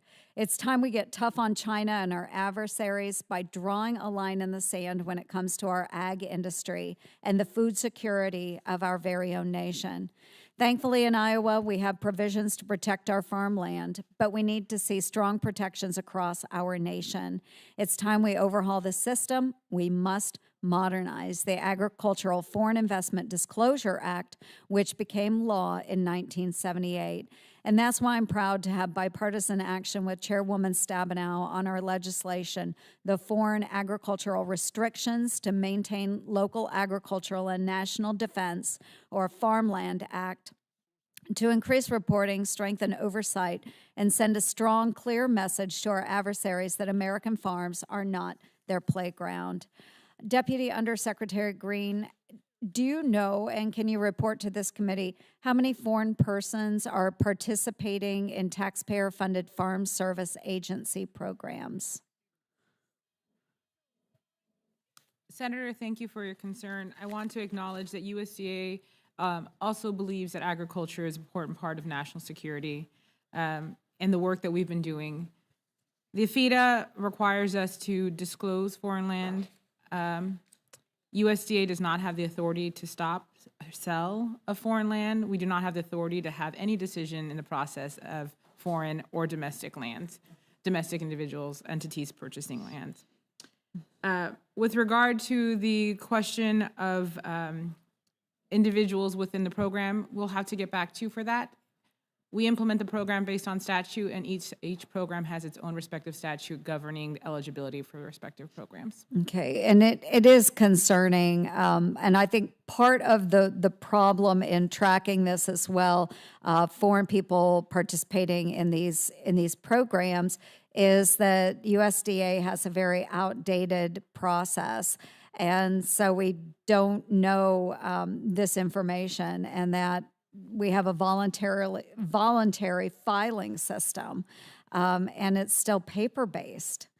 And so I think we have a lot of work to do within USDA to make sure that we are tracking this information, because if our taxpayer dollars are going to foreign individuals, we need to know that. And so again, I think the Farmland Act, it would address a lot of those concerns and make it much easier for us to track. So I see my time has expired, Madam Chair. Thank you very much for allowing me the time. I yield back. Thank you so much. And let me all just say for the members that as we are diligently working on the Farm Bill, I've been involved in 6 of them. None of them, unfortunately, have ever hit the exact deadline. In 18, we went through till December, and I'm hoping with all of the committee leaning in and working together that we will be able to meet that timeline again, because it is so important that we do this for everyone who is impacted by all the issues in the Farm Bill. So thank you so much for raising that, and we will continue to work with you and all the members of the committee to make sure that happens. Let me turn to Senator Fetterman. Welcome. Thank you, Madam Chairwoman.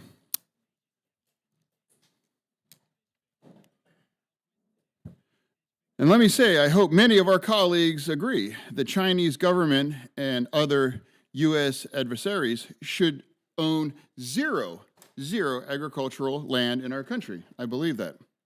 I mean, they're taking back our pandas. You know, we should take back all of their farmland. You know, this is really a national security issue, and it's a food security issue. Pennsylvania is a leader on this issue, and a law requiring foreign disclosure on agricultural land, and I hear it's a good one. Mr. Pittman, you shared some state laws, but can you elaborate on how state laws and the few federal laws may work together? Sure. So probably the best way to answer that is to take a snapshot in time back at the end of 1970s with the enactment of a FIDA in 1978. And at that time, the position that was struck was that matters of prohibition or even banning, although there's no state that has an absolute ban on foreign ownership, that would be a matter left to the states, and that the federal government would operate in the space of requiring reporting. And so from that backdrop, that's basically the paradigm in which this has moved forward since that time. And so there are things that the federal government can do, things like CFIUS, that the states simply can't. But that's basically the paradigm there. If anything to dig deeper in that, you look at each specific state law and how it compares. And states like Pennsylvania are very unique. You did mention that unique with the reporting requirement. It also has a requirement that the state, that the Department of Agriculture has a role in monitoring the FIDA data. But a lot of its provisions go back to Revolutionary War period and up into the early 1800s. So you have to take those things into account as well.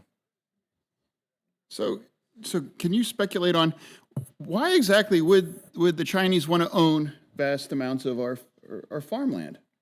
You know, like.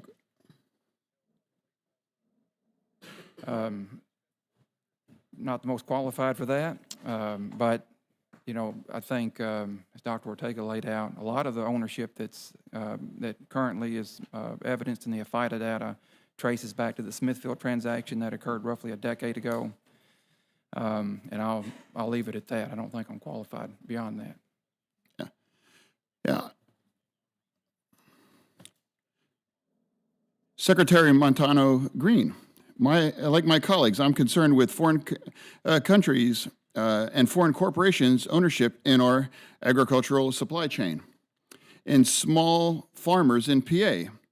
And there's over 56,000 of them here in Pennsylvania face enough hardships, and they don't need to compete with foreign governments buying our land. Secretary, how could Congress give USDA more resources, including and updating the Agricultural Foreign Investment Disclosure Act? to counter adversaries buying our farmland? Thank you, Senator, for the question. We agree with you. USDA believes that agriculture is an important part of national security.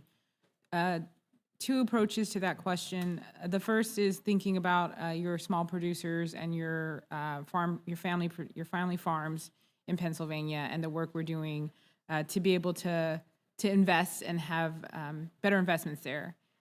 While not specifically with an FPAC, USDA has been investing in the food system transformation, which has a lot of local and regional investments. We've been working to address consolidation efforts and has a collaboration with attorney generals throughout the country to be able to address that. With regards to AFIDA, AFIDA itself is a disclosure act, and that is the authorities that we have. USDA does not have the authority to approve or decline purchases of land, domestic or foreign.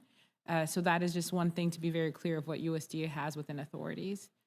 Within the support of the investments, we appreciate Congress's work in which they've given us some language within the omnibus appropriations bill last year to be able to modernize and look forward to some support on that financially as well. Thank you very much. Senator Highsmith. Thank you, Chairwoman Stabenow and the Ranking Member Bozeman, and for this important hearing. And thank you to our witnesses and Senator Bozeman. Thank you for bringing Harrison along. We've worked together for many years, and it's certainly good to see you at the end of the table, Harrison. It truly is important for us to examine foreign investments in U.S. agriculture, and American food security is obviously the national security issue that we all know that it is. And we need to make sure that our foreign adversaries don't have the influence over those agricultural systems, and that is really important in Mississippi, where agriculture is our #1 industry. I'm pleased that the state of Mississippi has convened a study committee on foreign purchases of farmland there, and we're simply missing some information when it comes to this topic. So I'm glad my home state is investigating this issue, and I'm glad that we're examining it today here at a federal level too. And Madam Undersecretary Montano, as you know, several legislative proposals this Congress seeks to include the Secretary of Agriculture as part of the Committee on Foreign Investments in the United States. And should this proposal become law, how do you envision USDA's participation on this committee?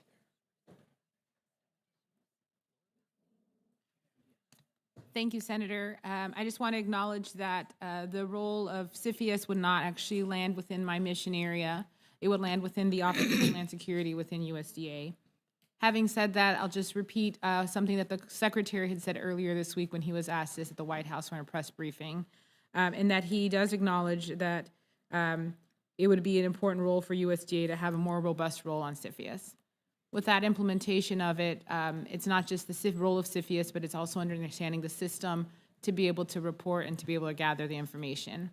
And not the AFIDA disclosure system, but understanding where deeds are registered about leases and how we're able to collaborate that information, and that information feeds in to better understand it. So some of the USDA role and then some of the systems roles within counties and states. And I do want to recognize your state of Mississippi for the work that they're taking on to better study this.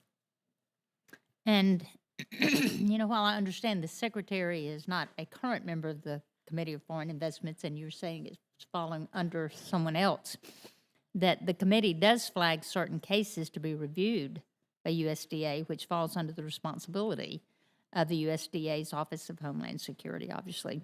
However, the caseload is high while annual budgetary resources are rather limited, less than $1.4 million for the USDA Office of Homeland Security in the fiscal year of 2023 that we're in. What type of budgetary resources would USDA's Office of Homeland Security need to appropriately analyze all the cases in a timely manner?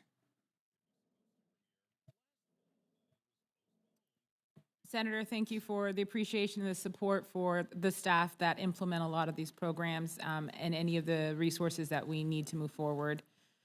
The Office of Homeland Security is not under my purview, but if I can just make a general statement about impact of budget, we're all concerned about the appropriations and the cuts we have to have and what that means for stretching further resources. If it's okay with you, I'd like to take that back for the Office of Homeland Security to better provide a response on what the need would be for fiscal year '24. Okay, and I have a little time left. Dr. Ortega, in your testimony, you mentioned China's investment in agribusinesses in other countries. And could you talk to us about China's investments in agricultural research and development and how the United States investment compares to that?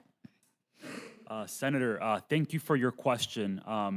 This is what I would consider China's investments in agricultural research and technology one of the biggest threats to our food security. China, since 2011, became the largest funder of agricultural research and development, far surpassing the US and the European Union. They are currently spending 5 times more on research and development today than they were 2 decades ago. In comparison, here in the US, our spending and investment has fallen, and it's fallen by about a third over the last 2 decades. And it is close to about half of what China is spending, and their trajectory is upward.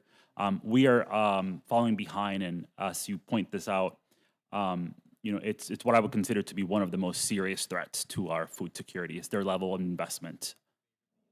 Thank you for your answer, and my time is out. Harrison, you're off the hook. Thank you so much. Senator Fisher.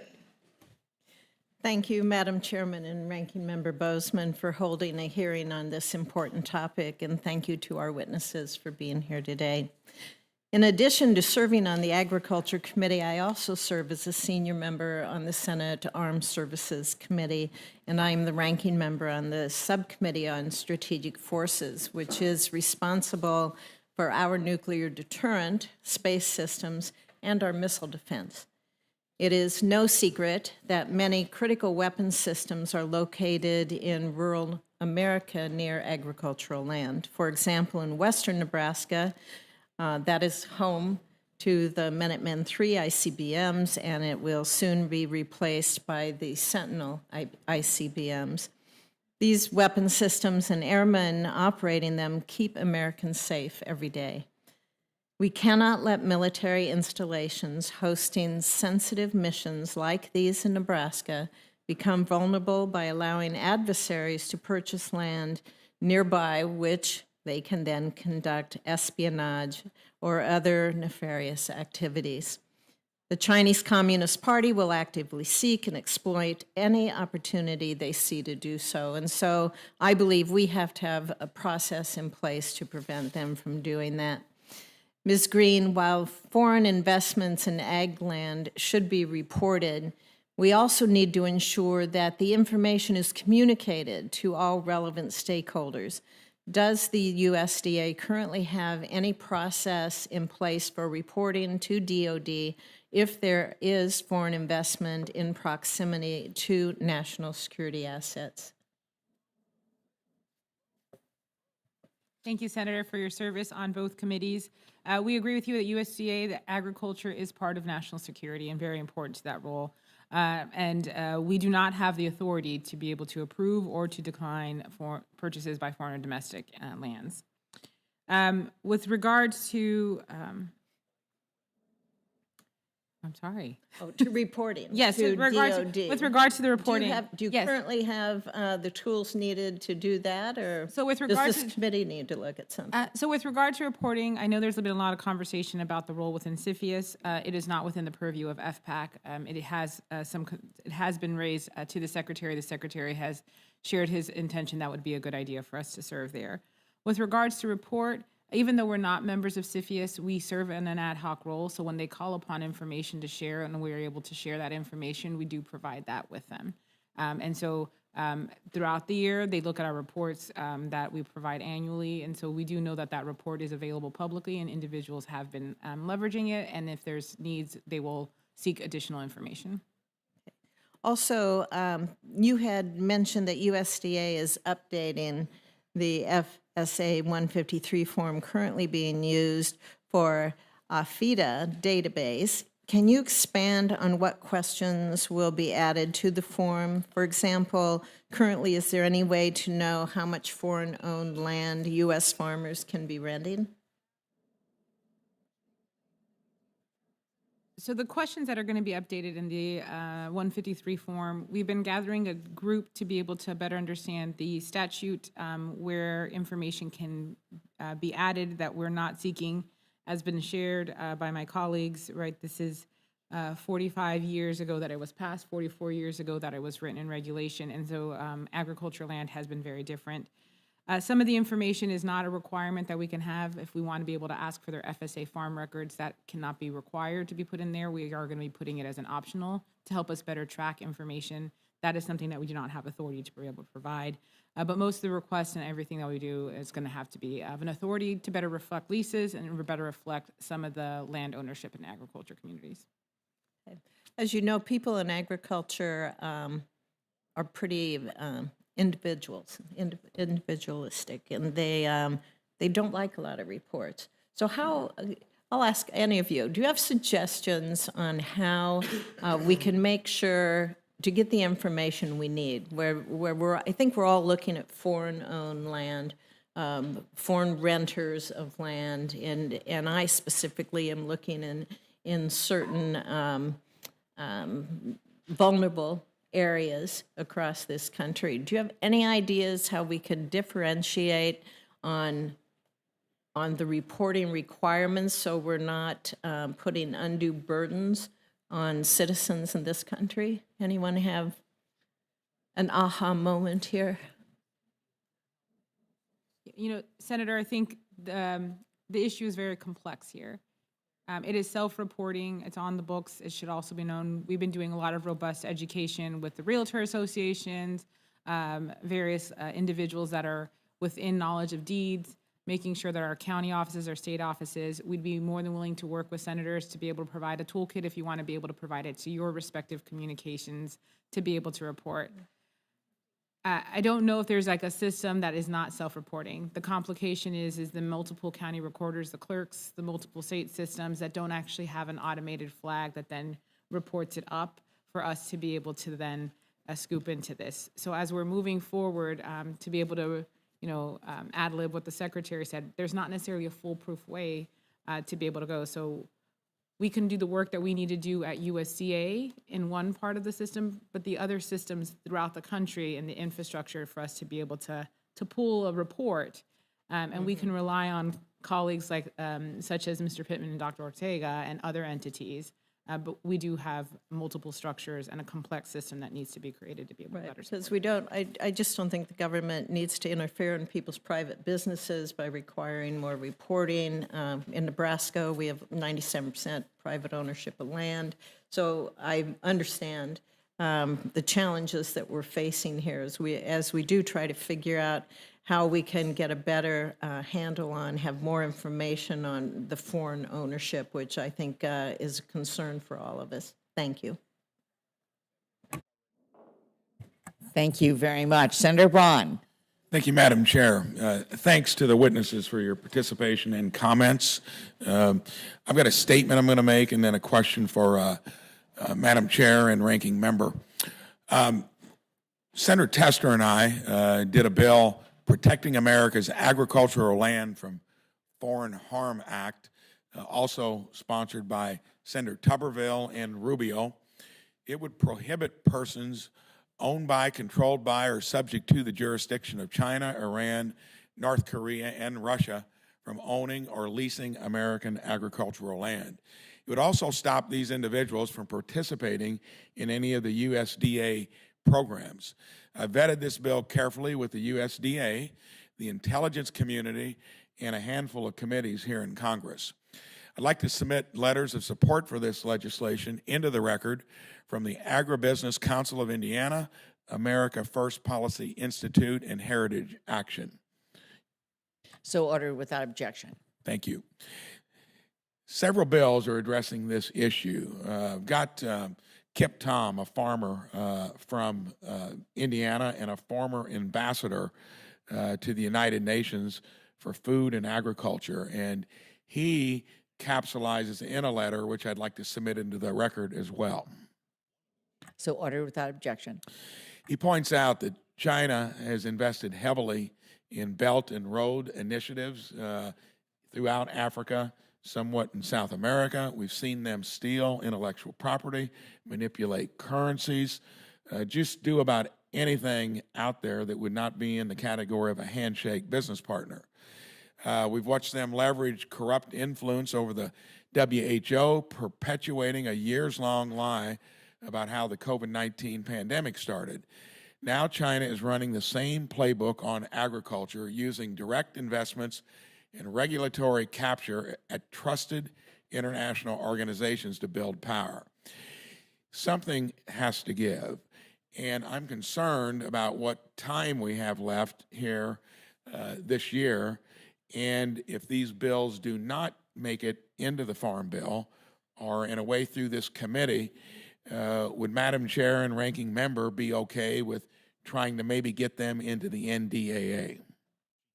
Well, thank you very much, Senator Braun. Senator Bozeman and I were just talking about there is such interest. There are a multitude of bills, all of which in some way come together. We also know this is very complicated, as we were just hearing about private ownership and how do we make sure this is focused and targeted in the right way on national security. I think we need to work together on all of this. Certainly NDAA is the vehicle that is moving and probably, will have the opportunity to be signed into law first. We don't know, but we certainly want to work with you, with other members of the committee and those off the committee to put together what makes sense. Some of this is jurisdiction of the Banking Committee with CFIUS, which I think is a very important piece of this.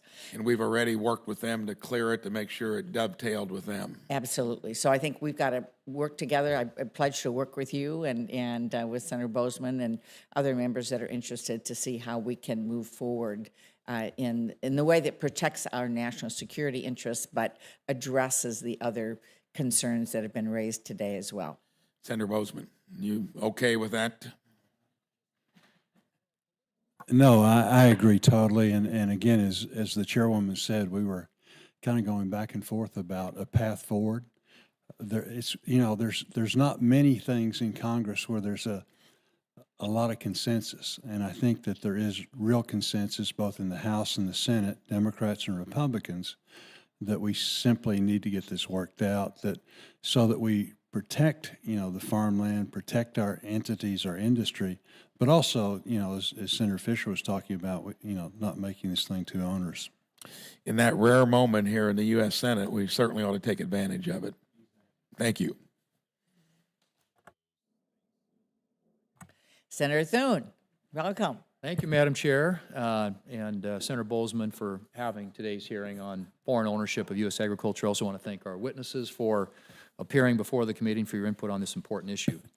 It's already been stated, but food security is a critical component of national security, and we need to make sure that foreign countries do not hold an undue influence over our food supply. And I'm pleased that this year's Senate National Defense Authorization Act includes Senator Round's amendment to prohibit China, Iran, Russia, and North Korea from purchasing U.S. agricultural land and businesses, and I'll continue to advocate for this provision's inclusion in the final NDAA.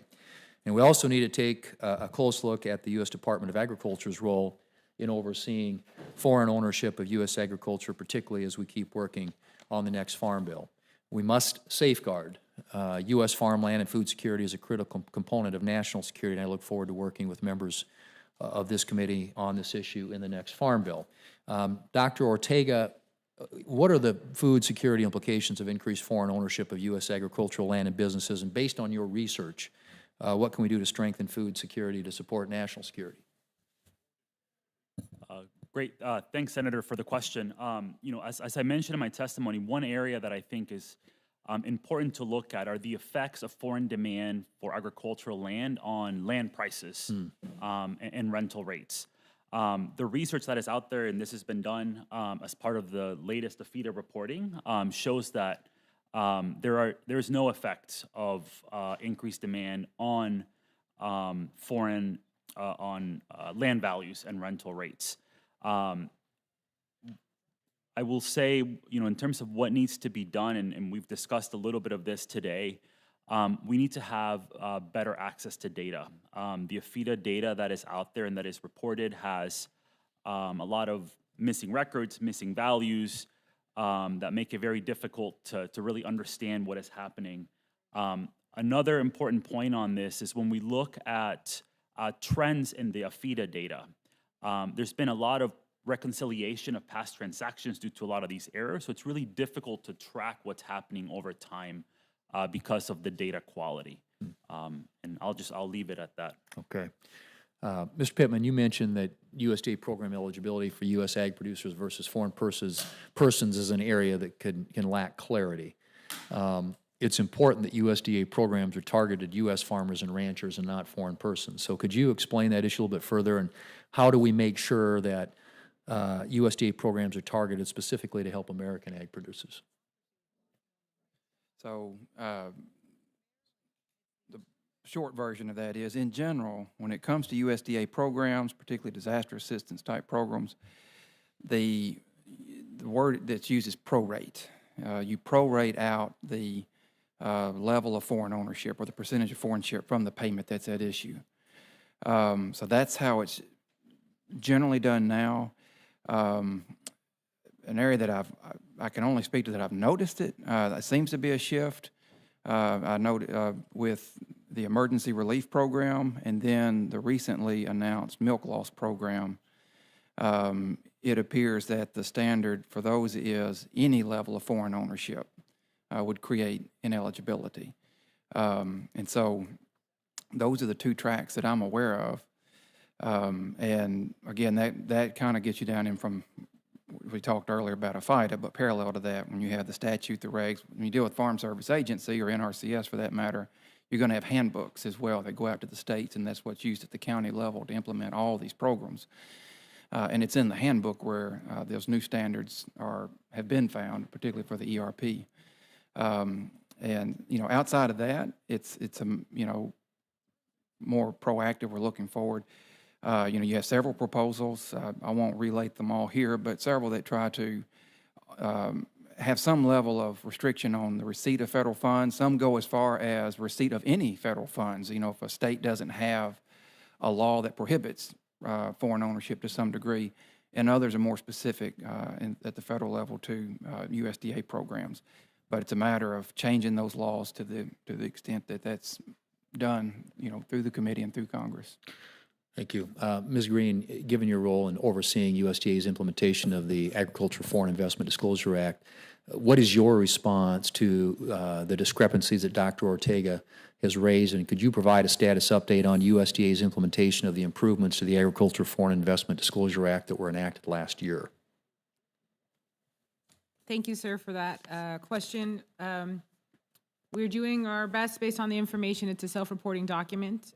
We appreciate that Congress has put language in the appropriations language last year to update and to modernize AFIDA.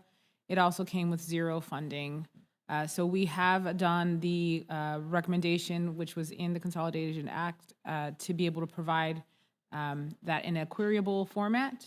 This summer, we uploaded Excel documents for the last 10 years of that data to be able to move forward. We have been hearing on some of those documents to be able to move forward. We're currently looking at budgets that are being discussed within the House and the Senate. We know that the FPAC Business Center, which houses the AFIDA, has a drastic reduction in their budgets, so that will have impacts as well moving forward.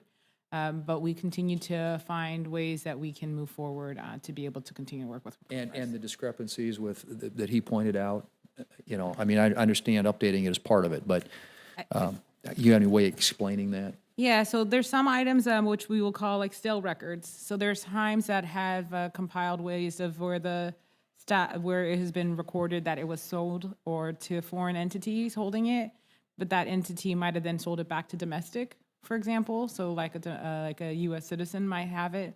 Those kinds of informations and need to be able to have that more updated format.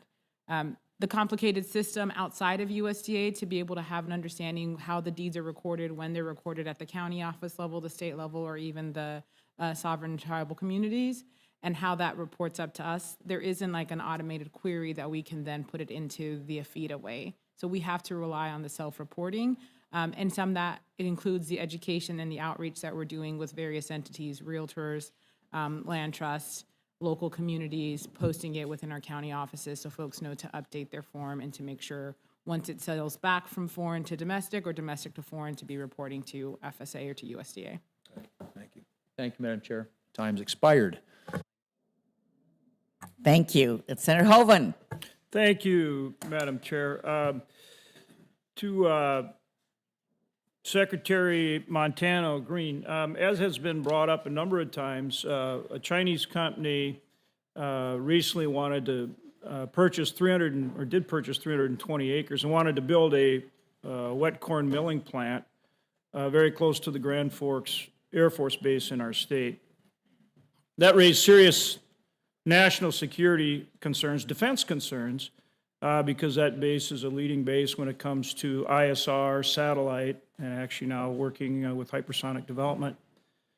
And so we worked with CFIUS to try to address that situation, but because CFIUS really was not up to date in some respects, in regard to agriculture, for example, and some other respects, the CFIUS process was not effective for that situation. We ended up working directly with Air Force and the city of Grand Forks and ultimately did resolve it.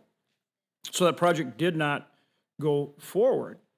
As a result, we've taken a number of steps. And one of those is legislation. I'm a co-sponsor of the PASS Act with Senator Tester, Senator Rounds, and much of that legislation has now been included in the NDAA, in the Senate version of the NDAA, and we hope it becomes law, restricting China, Russia, Iran, North Korea from purchasing land, but also requiring the Ag Secretary to report on foreign takeover of U.S. businesses. So in this case, it wasn't just the purchase of farmland, it was an ag business that created the opportunity for spying, which was a big concern. So in terms of this legislation that we're now advancing to prevent this type of risk, not only foreign purchase of farmland, but spying on our military installations, that kind of thing, are we doing enough here? Is there something else that we should be doing in addition to what I've just described? Senator, thank you for that. And thank you for your various support in the agencies at FPAC. USDA does believe that agriculture is part of national security. And while FPAC and the 4 agencies that I get to work with in the nation area do not have direct purview over CFIUS, that would be with the Office of Homeland Security. It has been a discussion that I've been aware of various items. I think one is the consideration, right, that there is some ag land purchases that are not covered within CFIUS. So I think that's what you addressed within North Dakota specifically. It's also the placement and the ability for the Secretary to serve on CFIUS, of which he mentioned this week at a White House briefing that he is supportive of having USDA have a more robust role. Needs to be that plus more. The complex system to be able to have an understanding of the data that's occurring at the local level in 3,000 counties across this country, at the 50 states and 500 sovereign nations, to be able to report that up does not exist. So in addition to the work that we do to be able to have the Disclosure Act filed, having that complex system to be able to support and how we think about the federal interacting with local governments is really important to move forward. And the other item I would just like to raise is, as was discussed about the improvements for AFIDA or any items that we need to move forward, the resources to be able to complement that. While I still owe one of your colleagues a conversation, follow-up with the Office of Homeland Security about their respective budget needs, the implementation for us to be able to have the capacity to be able to implement this, if this moves forward, is going to be very important. Okay, exactly. That's the other thing I was going to mention. I'm on the Ag Appropriations Committee. We included language last year, again, trying to address this issue, directing you to update the access system for AFIDA so that people can truly see what's going on with any of these foreign purchases of ag businesses. So again, where I'm going here, it's not just the purchase of ag farmland, and you're right, our state of North Dakota, we address that by prohibiting foreign purchase of farmland in our state. So there is a state role to play too, but in terms of the federal level, I'm really asking you about, are we getting a grip on these companies, these ag companies that are being purchased, as well as the farmland itself. And you're right, we did include that language in Ag Approps on AFIDA. We want you to update that. We've got a deadline for you of 2026. I understand you're saying you need more resources. I need to know about that, because if so, then we're going to address that as well. So again, hone in on the companies as well as the farmland and getting that system updated so we're tracking what's going on with these ag companies. And like I say, we'll continue to address that in Ag Approps as we did last year. But I need an update from you. What do you need? How are we doing? What do you need? I know you're going to say dollars, but. Well, you went 2 minutes over for Thune, so you're 32 seconds. Welcome to. You're being asked what you need. I think you should tell them, because it's our job.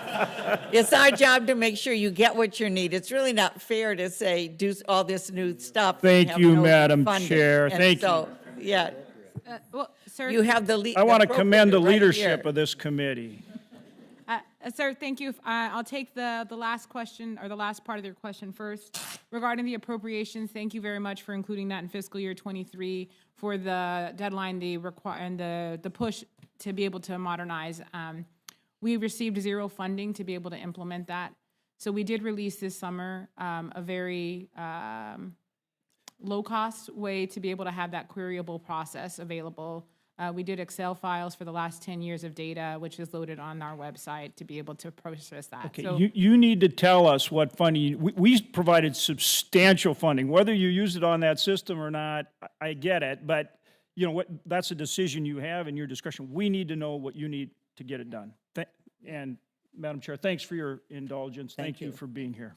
Thank you very much. You have the invitation, so we look forward to the information.